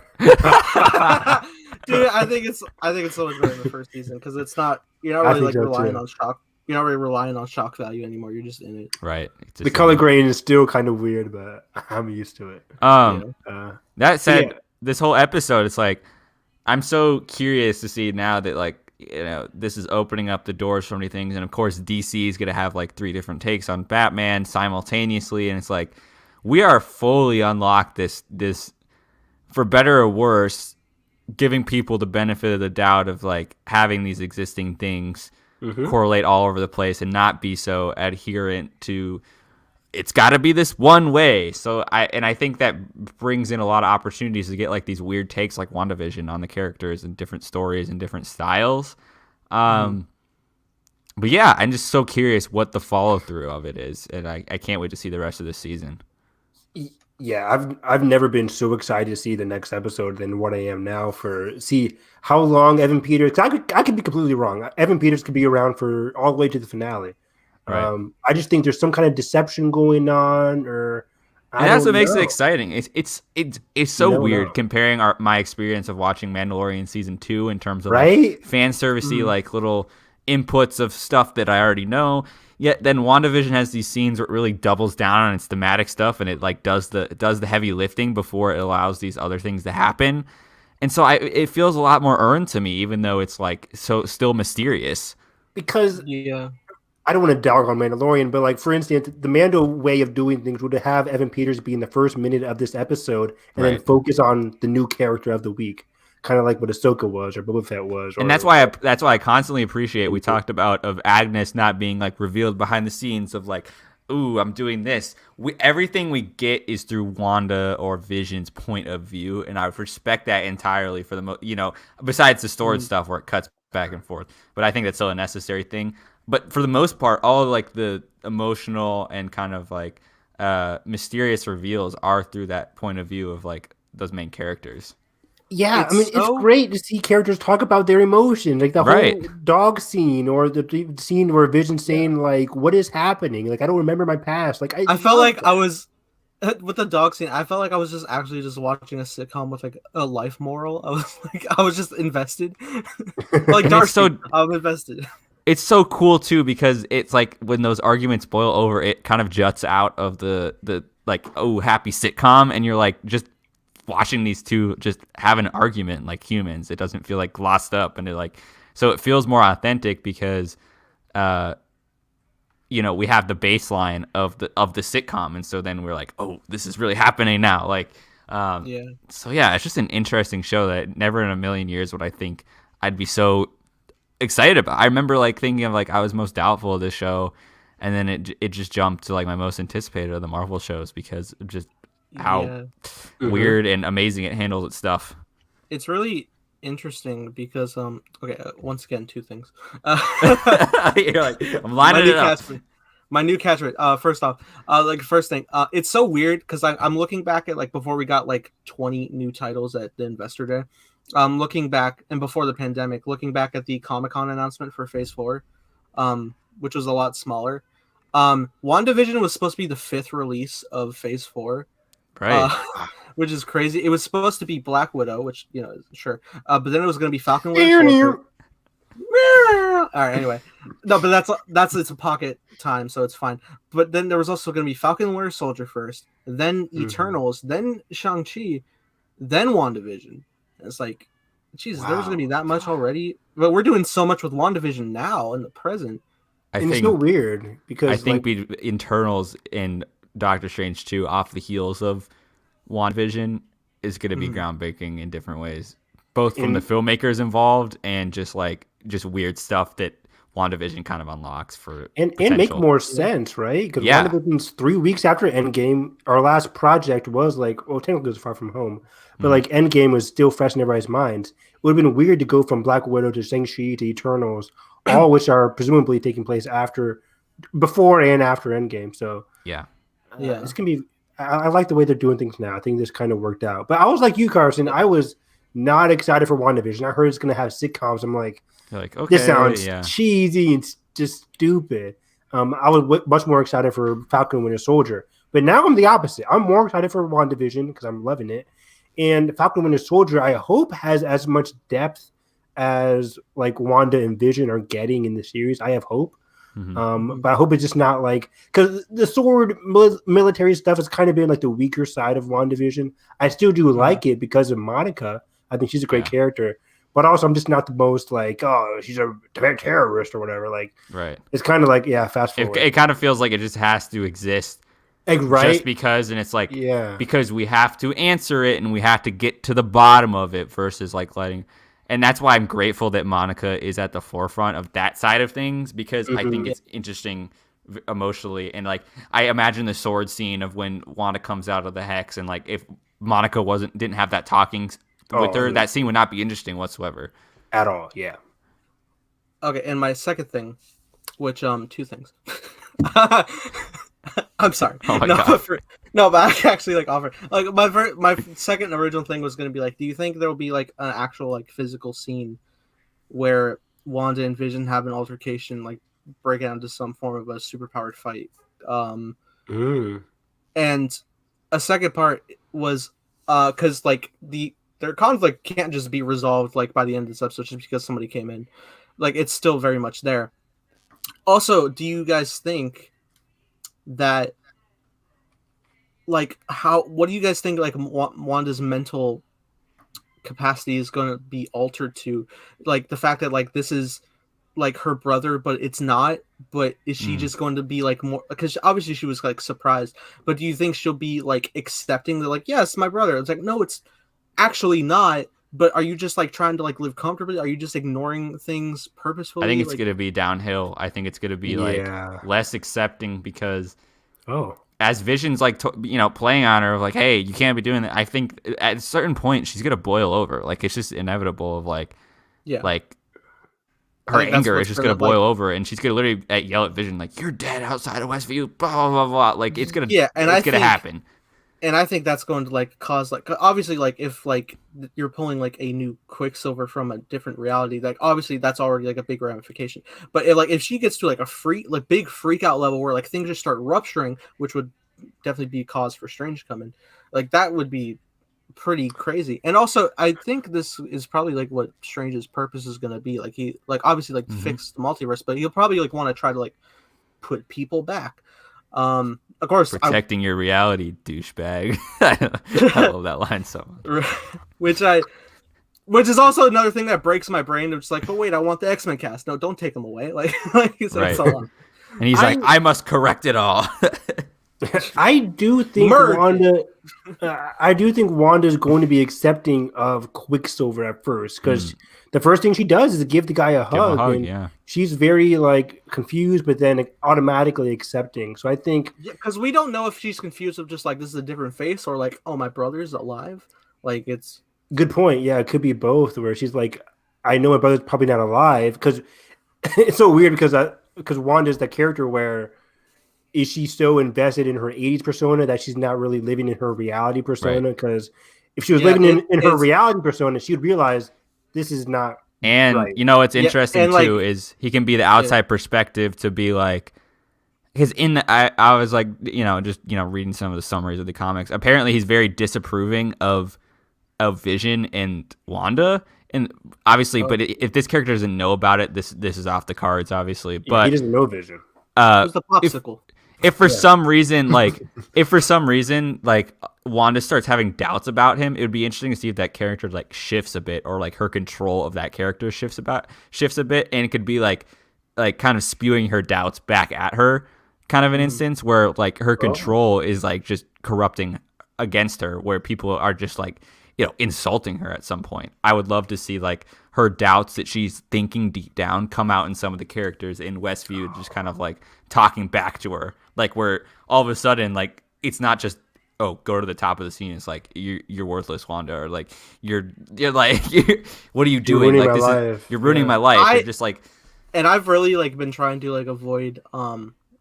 Also, side point, I've just like calculating that. Oh my God, Pietro has been dead for like 8 years at this point. yeah. But also, in trying to research photos to use for thumbnails, where I try to avoid existing trailer footage, but then I'll just see like a screen cap of just like Wanda. I'll just like see some in the back, like looking like modern day in Westview, but like there's like a crowd around her, and I don't know like what the context, because I don't know if they're angry, if they're smiley. I don't know where things are gonna go. I know at some point they're in the trailer, like Wanda's like, this is our home, and Vision's like, let's protect it. Yeah. I was about to mention that because I don't think Vision and her are going to get into another major argument. Maybe they'll fight again because Vision's going to continue to be like, I need to get out of here. But does Vision have to trick Wanda? I don't. Oh, does he have the power to trick Wanda? Like, I don't know. I think tragic. I think he would if he can like mentally break from this mold and just kind of like we assume with Agnes play along. Which would be horrible. And then there's the whole sword factor too. Of like, if he gets out and they're like, hey, you have to go back in and. Does S.W.O.R.D have something implanted in Vision from their? That's what I was thinking of. Like, so much with this show. Yeah, there's so much. But they'll do it, and like Amanda, you'd be like, oh, here we are. But I know. Yeah, I know. Fennec Shan's not coming back. You guys are never gonna metal gut, Evan. Metal gut. I'm sorry, I couldn't predict a freaking metal gut with weird wiring in the middle. Metal Mind Stone. Let's go. Freaking Favreau. Anyway, I'm so happy that back when he worked on Iron Man. Oh, it's all connected. Oh, really? They were connected. Okay. One last thing that we did not talk about. Monica has a friendly scientist that she's bringing in later in the season. Yes, which I didn't really Reed Richards! Yeah, probably. I don't know if he's going to pop up in the show. She texted him, though, and they make it very clear that she texted him. I'm like, oh my God, this is definitely just a big tease, but... I didn't notice. I didn't pick up on the texting. I don't know why I missed that. Go watch it. She literally texts him. I'll go back. But... yeah, but I don't think it's Reed Richards. I was just joking. That'd be very soon for a Reed Richards cameo, right? I mean, who else could it be? Well, now any other scientist in America. But hey man, you need the best scientist though. Hold on, you need the top of the line. As soon as Marvel, Mark Ruffalo, isn't he a scientist too? We don't need Mark. Ruffalo. Hold on. Did you see his take on time travel? Stop. It's a great take. Stop. All right. Okay, it could be Reed Richards. I know you say it's too soon, but okay. As soon as Marvel got a green light from Sony to use Spider-Man Civil War, they dropped a Spider-Man reference in Ant-Man immediately. A Spider-Man reference. I don't remember it. No, they were talking about different people that got people like fly, swing, crawl up walls. Like that was a Spider-Man stuff. Like it could be anybody crawling up walls. Who's gonna be crawling? I don't know. Black Widow been doing some crazy shit. You never know. Get out. Get out. Evan, just embrace the damn, like, it's comic books. They'll do it. Just embrace it. Oh my God. This isn't your hierarchy Star Wars. If I have to see... I know, right? If I have to see freaking... dude from who's always been fan cast as Reed Richards. John Krasinski is walking up into this. I'm gonna with walk Emily out. Blunt. Let's go. I'm here for it. F you. You know, it's funny. It's so funny that people were fan casting Andrew Garfield as Johnny Storm. Oh my God, that would be actually awesome. He would be a great Johnny. Yeah, I don't. the first thing that came to my mind was Mark Ruffalo, because I was like, he's like the most famous scientist that we've known thus far. But I don't think he's gonna be in the show. He's gonna be in She-Hulk, so shit. I don't. Yeah. Yeah, you're not wrong, and I don't. I mean, am I ever wrong, Carson? But sword stuff, space, Fantastic Four, they're coming. It's good. Yes, and also forget that in the beginning, when Monica comes back from the blimp, the main sword dude's like, "How's our space task force or whatever?" And he's like, "Or how's our numbers in the space team?" And he's like, "Dismal." And even half of them lost their will since the blip. Besides the Baxters. Okay, it's right there. Also, hold on. You're gonna say like, "Oh, it's too soon for Reed Richards." Meanwhile, we literally have Evan Peters, Quicksilver at the door. We can do anything at this point. Yes. Evan Peters at the door. Don't you tell me this. Hell yes. Don't tell me we're like, oh yes, we get through the One Fox thing immediately on our first Phase 4 entry. We're gonna have Reed Richards, Mark Ruffalo, Darcy, Monica Rambeau, and in the control room, and then Mephisto, Ultron. Everyone's gonna be in Westview. We get the whole. No, but like, tell me that like we can have someone at the front door, but we can't have a text message. Yeah. We can have a text message. Oh, we can have a text message. We did. Well, that's what I'm saying. I'm not even saying Reed's gonna show up now. Like, oh, that's what I'm talking about then.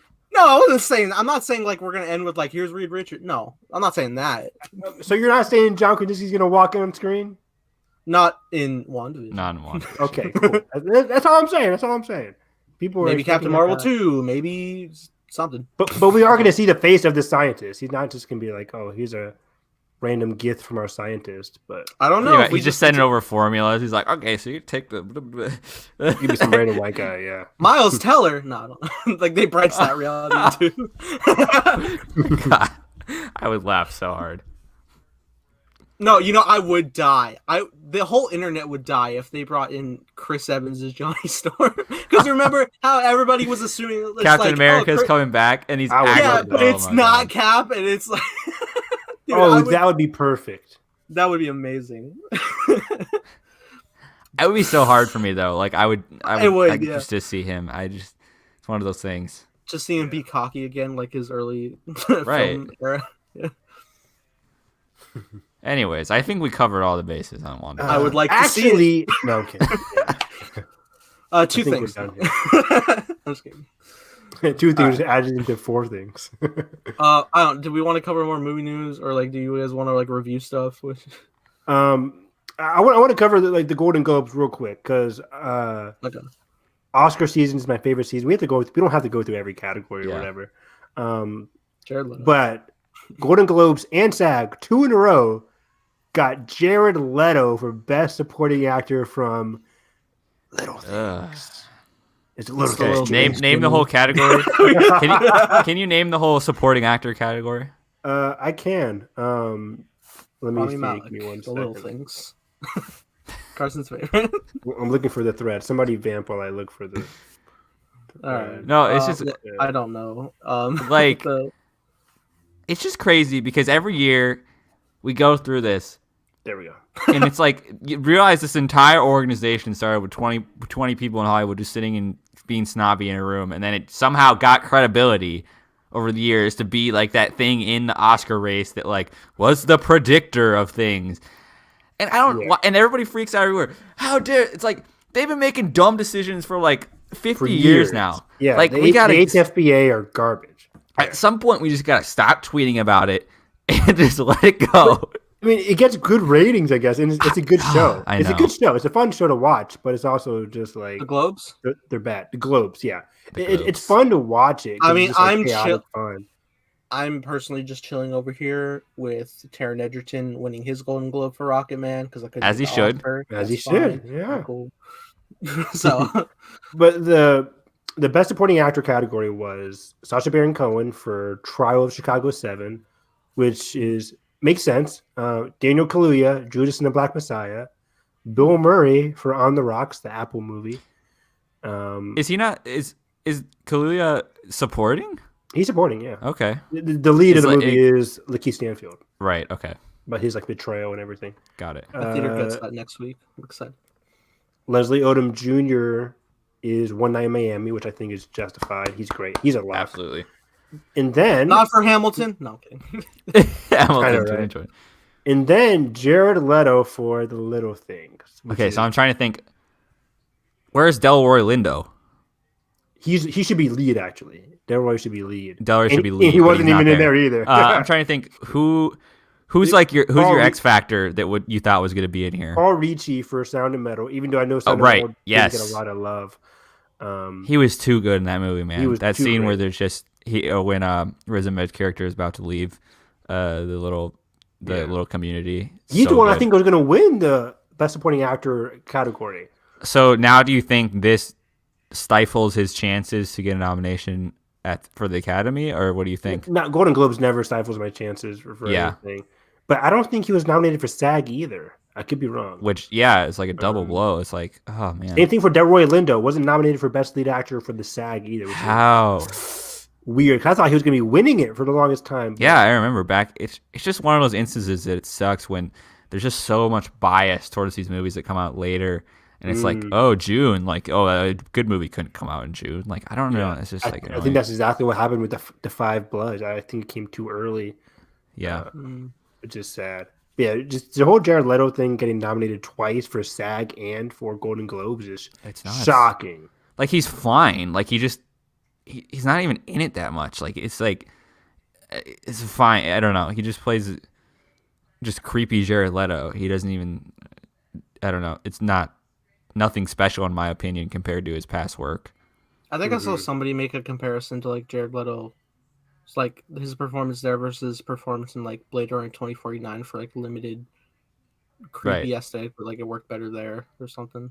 Right. It's just kind of his atmosphere that's there. He's not really sure. I don't know. He's just I think it's one of those performances that I guess is getting interpreted as subtle, but it's not. It's just kind of him there. Yeah, he's just being there. I mean, he's solid, but it's award nominated? No. Right. Not at all. The man already won an Oscar. I mean, I don't think it's a requirement that we need to get him. It was super weird. But yeah, towards the Oscar race, I'm hoping, because at this point, I still have no idea. We're in February of 2021. Oscars are in 3 months, 2 to 3 months, and I have no idea what's going to win Best Picture. I think it has to be between. I'm still sadly, I think it's between Trial of Chicago 7 and Nomadland. I hope the latter. Nomadland wins. Just let me have it, please. I hope so too. I think Chloe is definitely getting nominated as Best Director. Evan is Evan is the king of not letting us have it. Emerald Fennell, the Promising Young Woman director, got nominated too. Super happy. Yeah, that's my number 2 movie. So I hope that follows up. That's the one thing I do hope follows up is those categories. Emerald Fennell from Promising Young Woman. Mm-hmm. Yeah, I hope. But also we had. Did Lee Isaac Chung get a nomination for Minari? I don't think he did for some reason. Or not maybe for Golden Globes. For SAG, I think he did. Maybe for SAG. But I gotta say it too. Speaking of SAG and these Oscar precursors, David Fincher's Mank. David Fincher is my favorite director of all time. Mm-hmm. I think he is perfect. I did not like Mank. I don't think it's a good movie. I don't think it should be nominated for Best Director. I don't think it should be nominated for Best Picture. The only nomination I think Mank should get is Amanda Seyfried for Best Supporting Actress. Which I don't think she's even getting at this point. And cinematography, I'd give it. Cinematography, production design. Yeah, technically, it's a fantastic movie on the technical level. Yeah. I need to rewatch it. I really did enjoy it my first time. It's so different than anything he's done. It's like you're used to that. It doesn't have that tenseness, or it has conflict, but it's very it's very passive movie unless you get engaged into it. And it's hard because it's about a writer, and it's about his life, but it's really hard to get engaged. Yeah. So I don't know what's going to happen with that. We'll see. But yeah, you're right, Carson. I do think I have a lot of Oscar people I follow, and they keep saying, don't sleep on Trial of the Chicago 7. It has a very strong chance. Which is bonkers to me because that movie, I haven't seen it yet, but that buzz died, at least in my stratosphere. It died a week. Yeah. I was shocked. Because I think Trial. I watched it. I'm like, this is okay. It's fine. Eddie Redmayne sucks, but besides that, I guess it's just the Aaron Sorkin effect, really. I mean, why? I think that's just... tell me why. Tell me why. But let's do a fun little thing. How many Best Picture nominees do you think will they do? Did they change it, or wait? That it has to be 10 now, or it's going to be eventually? To be, or maybe that was 2022. I think it is next year. What do you think let's say they choose 9? What do you think the 9 are going to be? Okay, let's see here. Trial of Chicago 7. Nomadland. Trial of Chicago 7. Where's my hand at? There we go. Nomadland. I'm gonna pull up my letterbox. My Rainey's Black Bottom. My Rainey's Black Bottom. That's number 3, I think. I think that's a lock. Promising Young Woman is number 4. One Night in Miami 5. One Night in Miami, that's 5. Sound of Metal might sneak in there. What about The Father? Oh, Mank. Mank is definitely in there. That's 6. Sound of Metal, The Father, that's 8. Hopefully Soul. I don't think so though. I think Soul could be an X Factor. Soul could be an X Factor. Did we say Minari already? And we didn't say that. Oh, Doug, you're right, Minari. Yeah, that'll be 9. That'll be 9. And then the Five Bloods. I think the Five Bloods has more of a chance than Sound of Metal. So I put that. I agree. I think I'll just I have not seen as many 2020 films as you guys, so I'm just gonna name the top 10 I've seen, and it's gonna sound ridiculous. It's all just ridiculous. Let's go. Like here's the Best Picture nominees. All right, number 10, The Gentleman. Let's go, Guy Ritchie. That was great. I did love The Gentleman. It was good. Number 9, Tenet. Number 8, Birds of Prey. Number 7, Bill and Ted's Face the Music. Yeah. Wow. Number 6, Weathering with You. Let's go. Please. Number 5, Invisible Man. Number 4, Onward. I feel so bad. I haven't seen Soul yet. That's right. You haven't seen Soul yet. I know. Evan, I don't know. Onward was great. I mean, not even close to Soul, but hot, spicy trash. Oh, how can you say that movie is trash? It is so wholesome. It is so boring. Oh, horrible character. It's so fast. Oh, Chris Pratt's brother character is god awful. One of the worst Pixar characters I've ever seen. Oh, we're gonna kick Evan. Kick Evan. Well, okay. Continue, Nathan. All right, number 3, Actual Legitimacy, The Five Bloods. There we go.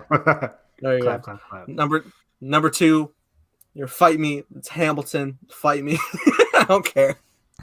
It's listed on Letterboxd. It definitely came out in 2020. It came out. It was recorded in 2016, but it's fine. That's fine. Boyhood logic. No. Number 1, Avengers Endgame, right? Yeah, that was 2020. No, Wonder Woman 1984. All right, cool. Did you actually put that as your number 1? Wow, that's your number 1. Wow. I didn't know that. And I'm gonna stick with my guns. I don't care. Oh yeah. Emotion. I guarantee you, when I see Soul, it's gonna be probably my number 1. I'm trying to think what else is gonna get a surprise. I don't think it's like really. People are like, oh, it was an off year, and like, no, it really wasn't. Like there was a lot. The only 2 I don't really want there is Mank and Trial of the Chicago 7. Is Small Axe isn't eligible, correct, for any of this? Nah, it's not. Okay, that's what I thought. Sad. Maybe it is, but I don't think it is because it's so split up and stuff. Yeah. Other things I want to look at here: best lead actor. I think, in terms of like what's going to win down the line, I think this is what's it called? Chadwick's year. I think he's definitely. Yeah, so it'd be. I think it'll be Chadwick in the category. Chadwick, Delroy Lindo. Sorry. The lead from One Night in Miami. I guess you could say all of them are supporting in One Night in Miami. It's too much. You would have to put Malcolm X as the lead, but I don't think he's making it in. Even though I think he was awesome. He's too young in his career, I think. Exactly. I think best lead actor right now. Wait, what? Best supporting actor, Robert Pattinson, Devil all the time. Let's go. Oh, I forgot Anthony Hopkins at number 3. Anthony Hopkins will be 3 in that category. Wait, Evan, you didn't see Double all the time? Nope. What? Delusions! Delusions! I've seen that trailer a couple times. You remember when Netflix tweeted out a 10-minute loop of him yelling delusions? For some reason. Netflix people are crazy. Who else is going to be in the lead actor category? Delroy Lindo. I think Delroy Lindo is not a lock anymore. It's sad to say. Okay, so I put him at the border. He's at number 5. So you think Chadwick's a lock? Anthony Hopkins a lock? Exactly. Who else? Riz Ahmed. And then Gary Oldman and Stephen Yeun. Okay, that's solid. I don't think Gary. But I think Gary swap Gary with Delroy Lindo, and then that's what I think should happen. I think it should be Delroy, Stephen, Anthony, Chadwick, and Riz. That's my top 5. Have you seen The Father yet? I have not. It hasn't come out. Yeah. Is Minari completely off the list for Best Picture, or is it like? Oh, no, Minari's a lock. nominated. Yeah, Minari's a lock. Okay. I swear to God, if it gets nominated, if that won, I would be happy. I would love. Did you see that weird thing where one of the Minari was like up for like foreign film, even though it was made at the Golden Globes? Ridiculous. Yeah, it's the most American film of the year, but it's about American aspirations. Okay, let's quickly before we move on topic. Let's quickly do who you think lead actress is going to be, because kind of a lead actress, kind of a not a weak year for lead actress, but. Gal Gadot, Wonder Woman 1984. I felt here we go. Look, when she was speaking to the world, but I felt like she was speaking to me. That was the height of cinema. Oh, yeah. I think she's on the edge, Nathan. She might get nominated. All right, so Aubrey Plaza, Black Bear. I will say real quick. I will say real quick with Gal though. I go against the grain of film Twitter. Can we stop pretending accents is just bad acting? It's not. It's just I know. It's accents. Okay, Carey Mulligan. Carey Mulligan. No, I think Viola Davis might be winning this category. Yeah, but Viola Davis, Carey Mulligan though is a lock to be. Frances McDormand. Yep, that's 3. Vanessa Kirby, Pieces of a Woman. Yes, and number 5. It's gonna be a 5. What are we missing here? Let me see here. We're missing one. It's between Amy Adams and Zendaya. Amy Adams for Hillbilly Elegy. For what? Hillbilly Elegy. They are loving this. A lot. Get out of here. I'm not the SAG. If she wins her, that would just be horrible. Her and Golden Globes nominated her. I think a lot of people hated that movie but liked her in it. Okay, so I haven't seen it. But so Zendaya is the X factor between. But I think Zendaya is like so. But the critics also hated. They didn't hate Malcolm and Marie. It's just kind of divisive. Interesting. So Hillbilly Elegy. So I think those two are on the edge, and Amy is notorious for getting snubbed. So yeah, it could be Zendaya in that 5th spot. I wouldn't be surprised. For supporting, do you think they're going to nominate the supporting actress from Minari? No, they should, but I don't think so. I think supporting is. No, the grandmother from Minari. Is that what you're talking about? Or the grandmother. Then yes, I think grandmother might have a shot. So we'll think Amanda Seyfried, and then grandmother maybe, and then who are we forgetting? They say Glenn Close is getting nominated for Hillbilly Elegy. Wait, we forgot about Olivia Colman in The Father for supporting technically. Is she best lead? So I haven't seen Minari yet. Have you guys seen Minari? Yes. Yep.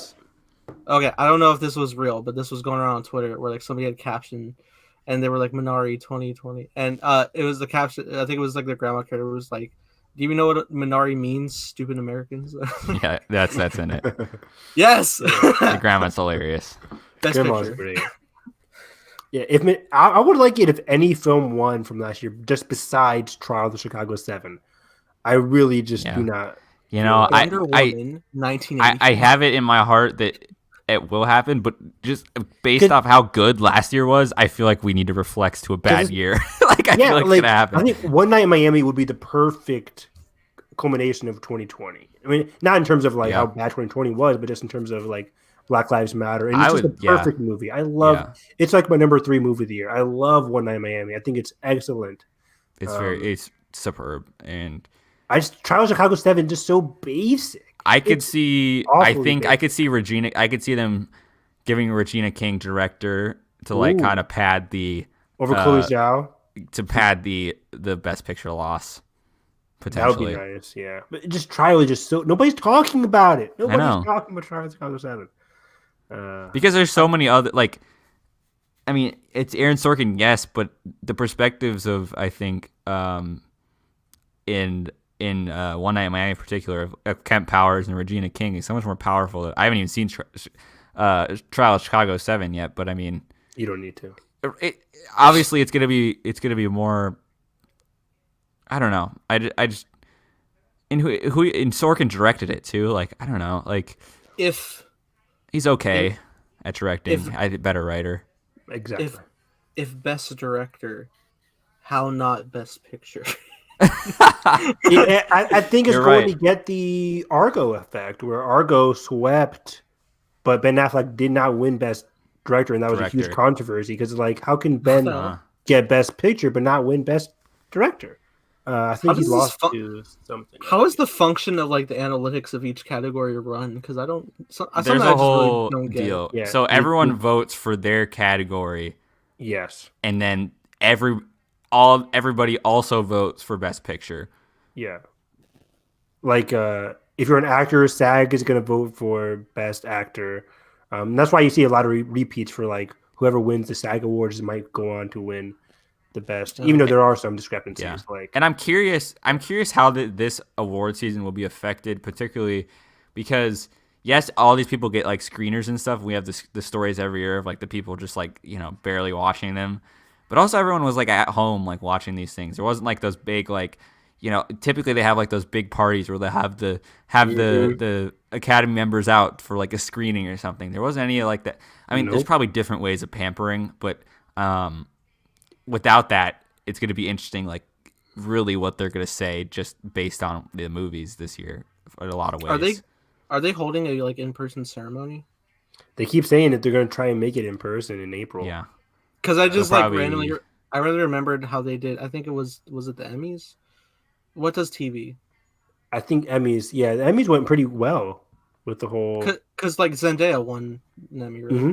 Yep. Okay. I'm just remembering like they'll have like people in hazmat suits with the award, but then like other people they're standing outside the nominee, but if they lose, they just leave. Like, why the hell did we do this? Yeah, it was weird, but it kind of like it seemed pretty seamless. Like I liked the way it functioned. Sure. Because I was like sitting here at first because I was trying to like think of like when's the day one. I was like, does she know she's gonna win? But I didn't know like everybody had like an award standing outside. Yeah, standing outside, and it's like also. It will be curious to see if the no host aspect plays into if they do a in person thing because they'll probably do that again. So, Oh yeah. So yeah, Oscar race is heating up. I'm excited, but there is a couple movies I've seen this weekend I can talk about. Hey, I see. I think I can't tell what's my favorite movie of the year, but it's between these two movies I saw this week, and that is The Dig and Malcolm and Marie. The Dig, it just continues to be stuck in my mind just because it's set in 1940s or late 1930s because it's set prior to and during World War II, which starts in 1939. And I think this is just a fantastic, heartwarming, partially tragic and emotional, but also very just like realistic and caring film about this woman played by Carey Mulligan hires Ralph Fiennes to dig up some of the mounds in her backyard, in her big acres that she has. She has a huge plot of land outside of her mansion, and she hires Ralph Fiennes to help dig up the mounds. And they discover something along the way, and through this whole excavation discovery, we learn more about the characters, what drives them, but also a lot about the past of these characters and their relationship to each other. And there's a big message about the meaning of life, the meaning of death, and they kind of tie it into excavation because you're uncovering the past and people who have left behind something. So if you die, what is left behind? Stuff like that. It's just such a profound movie, but it's also very just like nice to watch. Like I was like huddled under my covers watching The Dig. It just felt it's a very comfortable movie. I just loved it. The acting is very funny. I saw a lot of memes about Ralph Fiennes' acting in the movie because he's talking like this and his lips like hardly move, but he's like really. It's so funny. It's like the whole British accent. I loved it. And Carrie is just such a great actress here. She's dealing with something in the movie, and I loved it. It's on Netflix, right? It's on Netflix. It's like the number 4 movie on Netflix, at least as of yesterday. I just loved it. It's a very calming, heartwarming, it's partially sad, but also very like realistic and true movie. There are certain subplots that I didn't love, but overall, I think it really worked as a movie, and it left me with a very strong message. So I gave that like a 4 out of 5.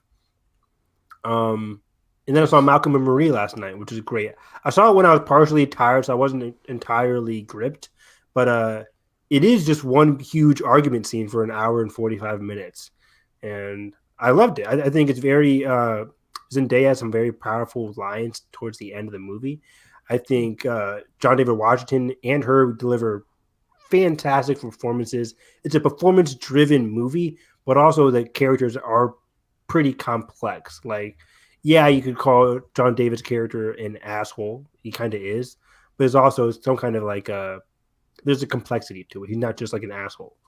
Zendaya is also a very complex character. And their relationship, as it goes on, you kind of uncover the cracks in their relationship. I just loved it. Type?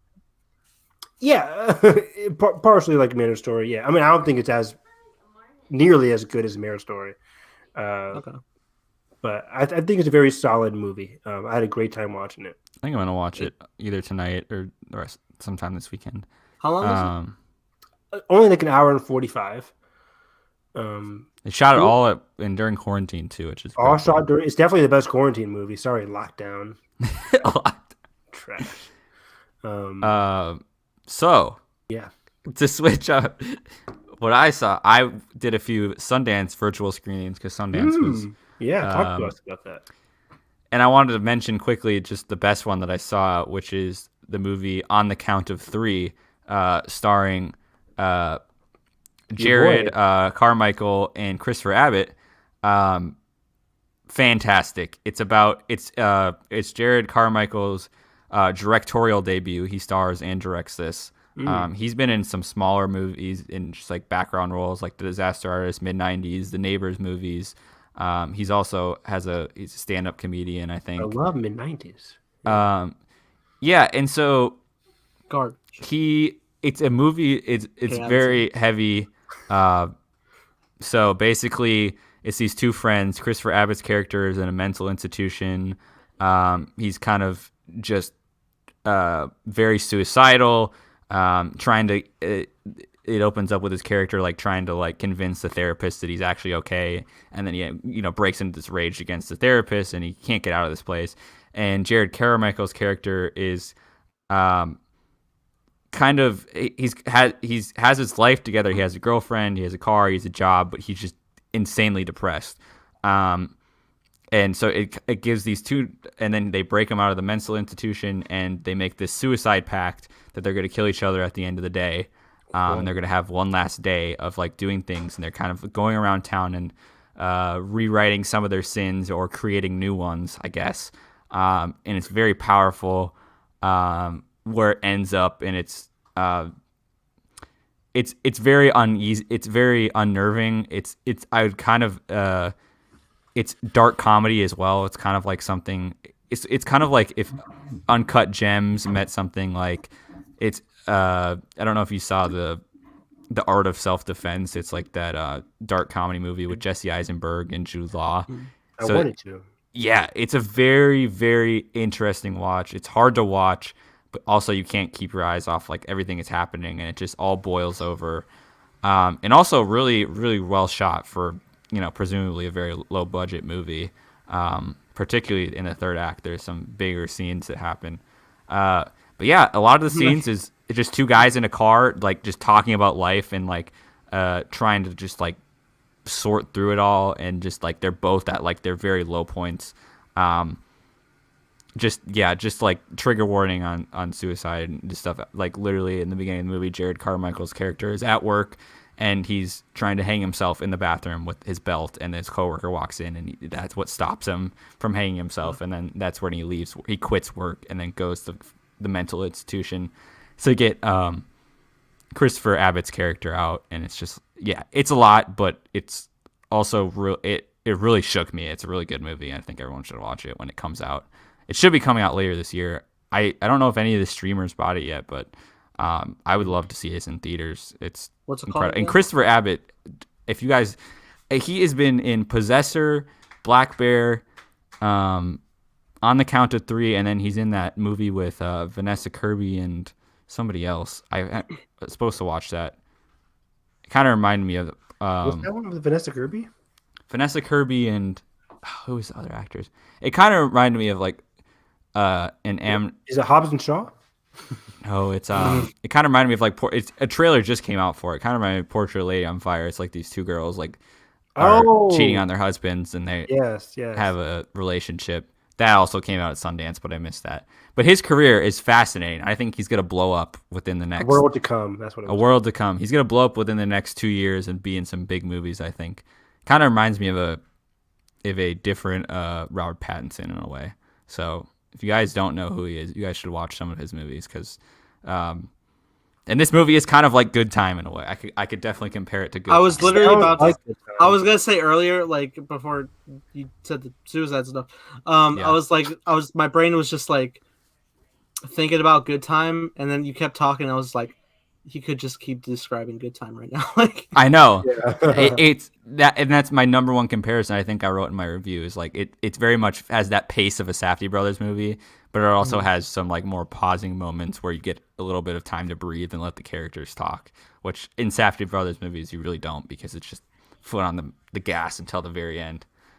What was the name of the movie you said? It's called On the Count of Three. Okay. Great. But yeah, that's what I watched. Want to lift our spirits up, Nathan? Yeah, please. Yeah. Oh God, I watched this dark, depressing comedy called The Fellowship of the Ring. It was. Yeah. Oh yeah, isn't that the one where Gandalf? That's so depressing. Oh my gosh. Gandalf freaking dies. You fools. No. Run, you fool. Or fly, right? Okay. Fly. All right, so I go in, and I'm just like, well, first I'm thinking like, okay, cool, IMAX, I'm ready, I'm hyped. I walk in, and Cole, our resident crew member who has been around for a bit, he was setting up the movie, and like I was walking in, and he was telling me, like I was checking out some scenes of it, and it was it looked like it came out in 2021 because like they remastered it. I'm so I was excited. like, oh, that's exciting. And so I come in and I go sit down. I'm just like, heck yeah, we're back. Got my usual seat. I'm happy. It was a bucket list thing to watch. I'm hyped. And then I actually got to see some, like, first off, some trailers, which was always a pleasant surprise. Yes, I did. That was the last one. I got to see Godzilla vs. Kong, and I'm just like, I'm ready. Before that, actually, this trailer starts, and it's like this space thing at first, and I'm like, okay, I wonder what this is. And then I see Daisy Ridley. Chaos Walking. This was the first time I've seen the Chaos Walking trailer, actually. Oh wow. My! Why did you never watched it, huh? I don't know why. I just didn't. And at this point, because I feel like at a point I was just like, what if I did just go in blind? I don't know. But like, then it was just going on. I was like, Daisy Ridley? What is this? Like, I was like, is this Chaos Walking? And then like she crashed down. I'm like, oh, it is. All right.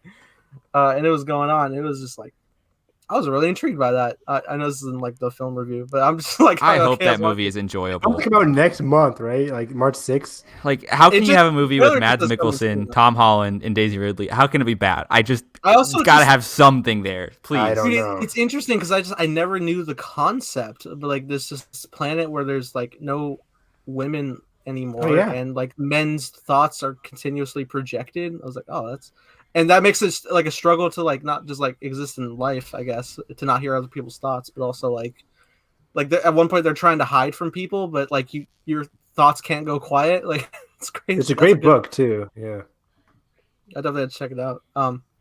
Yeah, I hope it does well, and maybe it has some continuations and doesn't end up like Ender's Game, which I actually really did enjoy, but we're not getting a sequel. I still haven't seen Ender's Game. It's a good movie. It's pretty good. I love how Asa Butterfield acts against Harrison Ford. He was actually my original pick for Spider-Man before I knew who this Oh Holland wow, guy was. Yeah. I remember all those fan casts back then. Yeah, he was that close. He was very close to being Spider-Man. I wanted Asa Butterfield. I wanted Dylan O'Brien. I was like pitching them. Yeah, I was And a then- huge Dylan O'Brien guy. Yeah. and then they were like Tom Holland. I was like, who? I'm like, come on, this Tom guy, I never even heard of him. What a concept! Like, who is Tom Holland? I know. Now he's everything. But no, I finally I watched Lord of the Rings, and it was clearly I've not seen in a while because like events started happening in like that I didn't remember, and like events out of order because like they're going through like all of it, and I'm just like, all right, cool. It's obviously these are dense movies that like take a lot of time to like breathe through, and then they have like great action. It's a classic. Like obviously it's done so well. Is it? Yes, get out of I'm here. kidding. Are you serious? I'm kidding. I'm kidding. I know it's your catchphrase, but damn, you scared me. Yeah, no, it was trippy because like I got to see like the Hobbit films in theaters, but obviously I was too young to experience Lord of the Rings. They had like a re-release in 2012, but it never made it.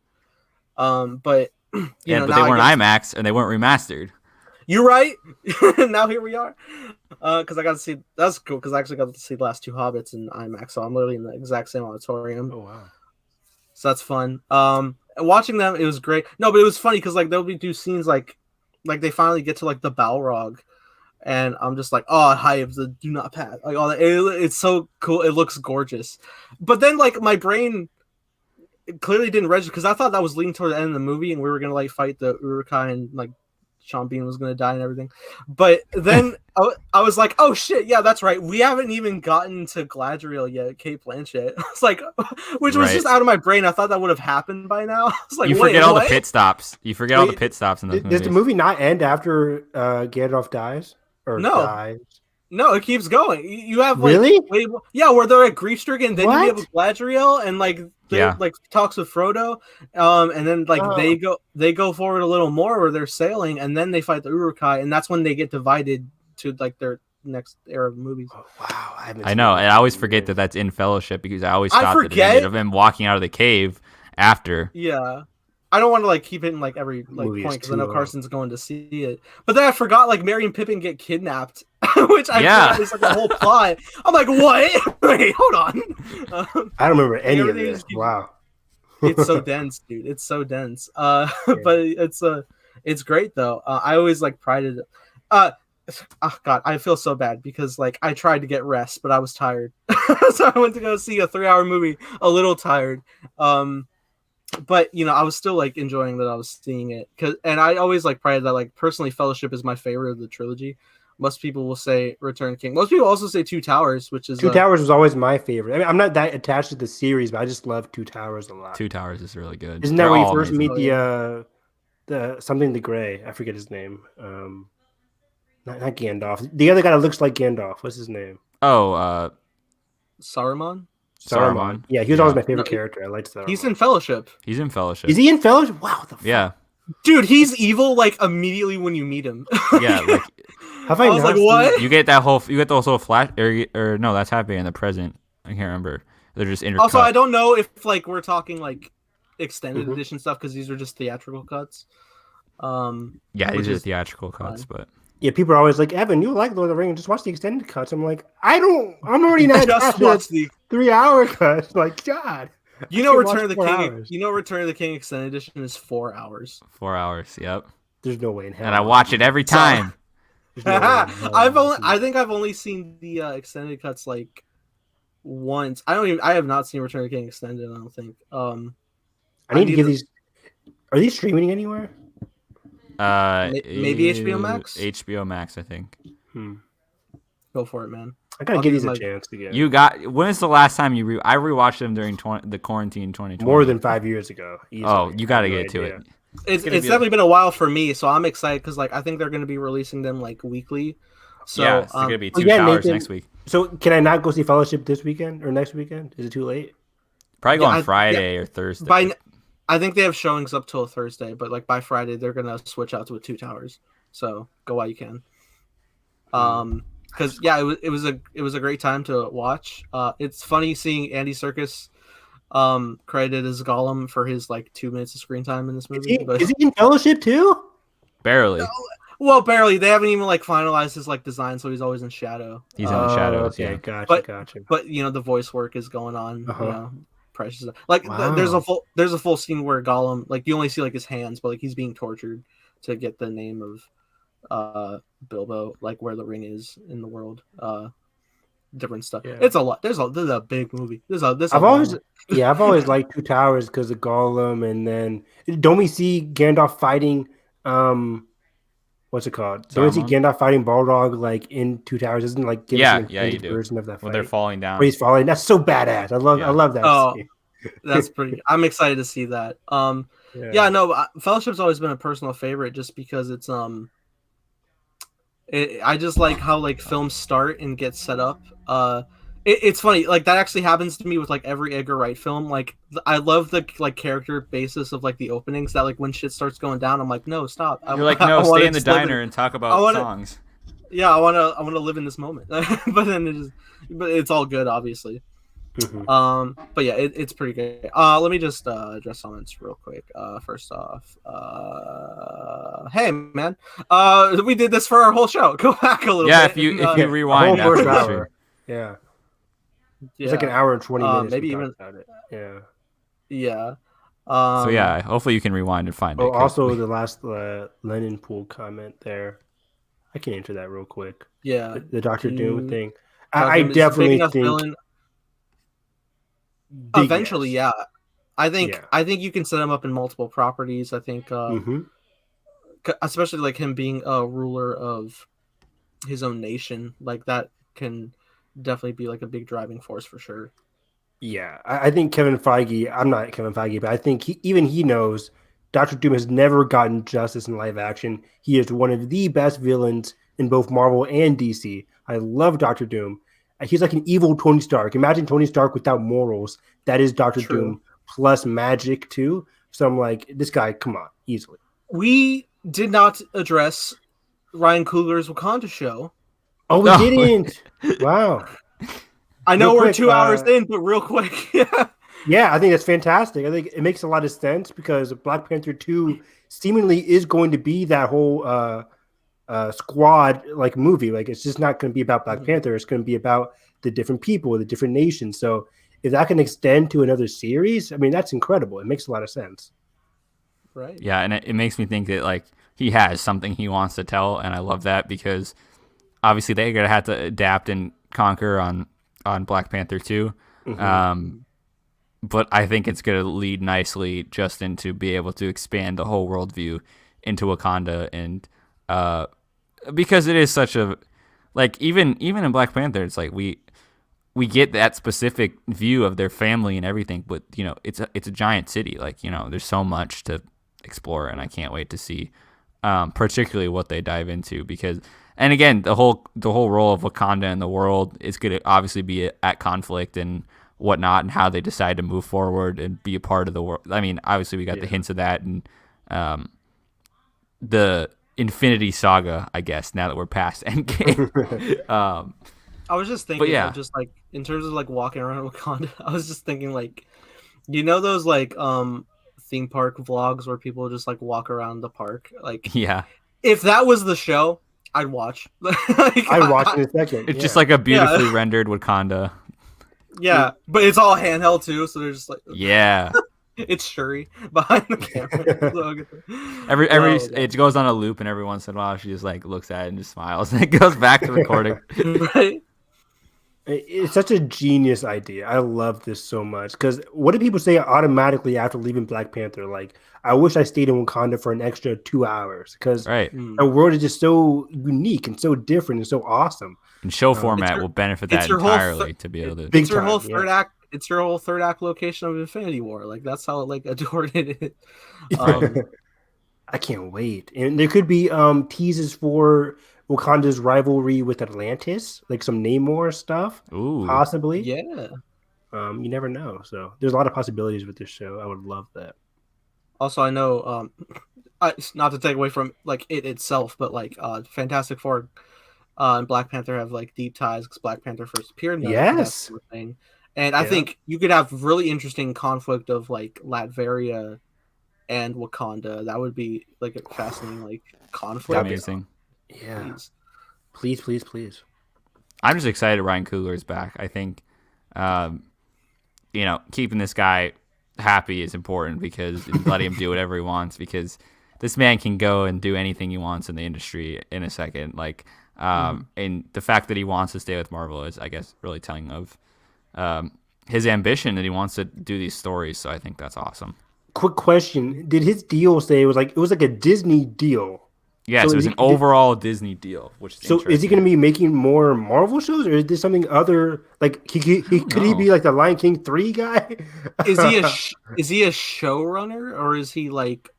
Is like a Favreau Filoni type thing with Mando? It seems like a showrunner where he's like showrunning. I could also see him adapting that Lucasfilm book that we talked about. Ooh. If Rick isn't doing it still, I could totally see him. Shadow of Bone. Yeah. He would probably be all over that.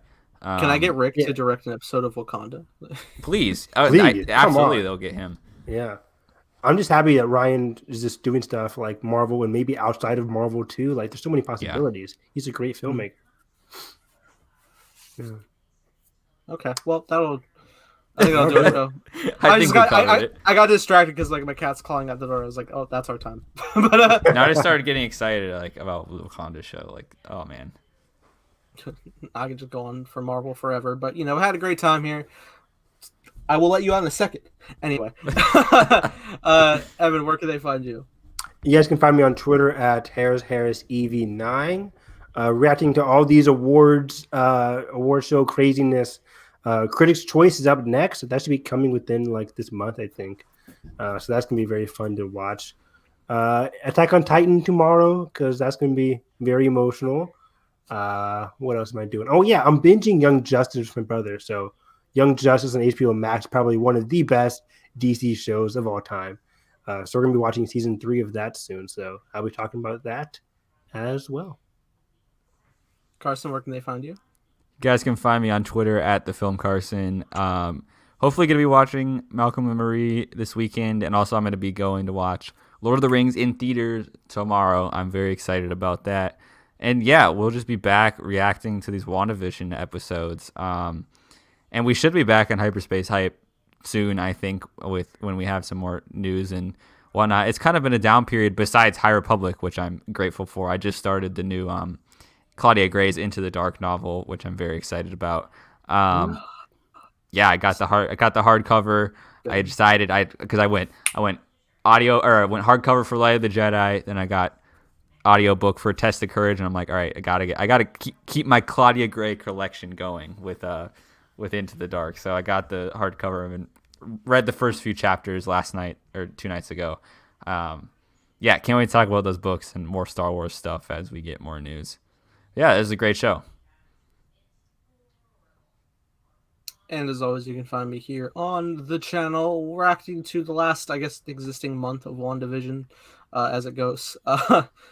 I'm excited to see where things go. How I do not see this happening, but like how insane it would be if it was just like, yes, WandaVision greenlit for season 2. Like, how deep are we going? Oh, no, wow, that would be crazy.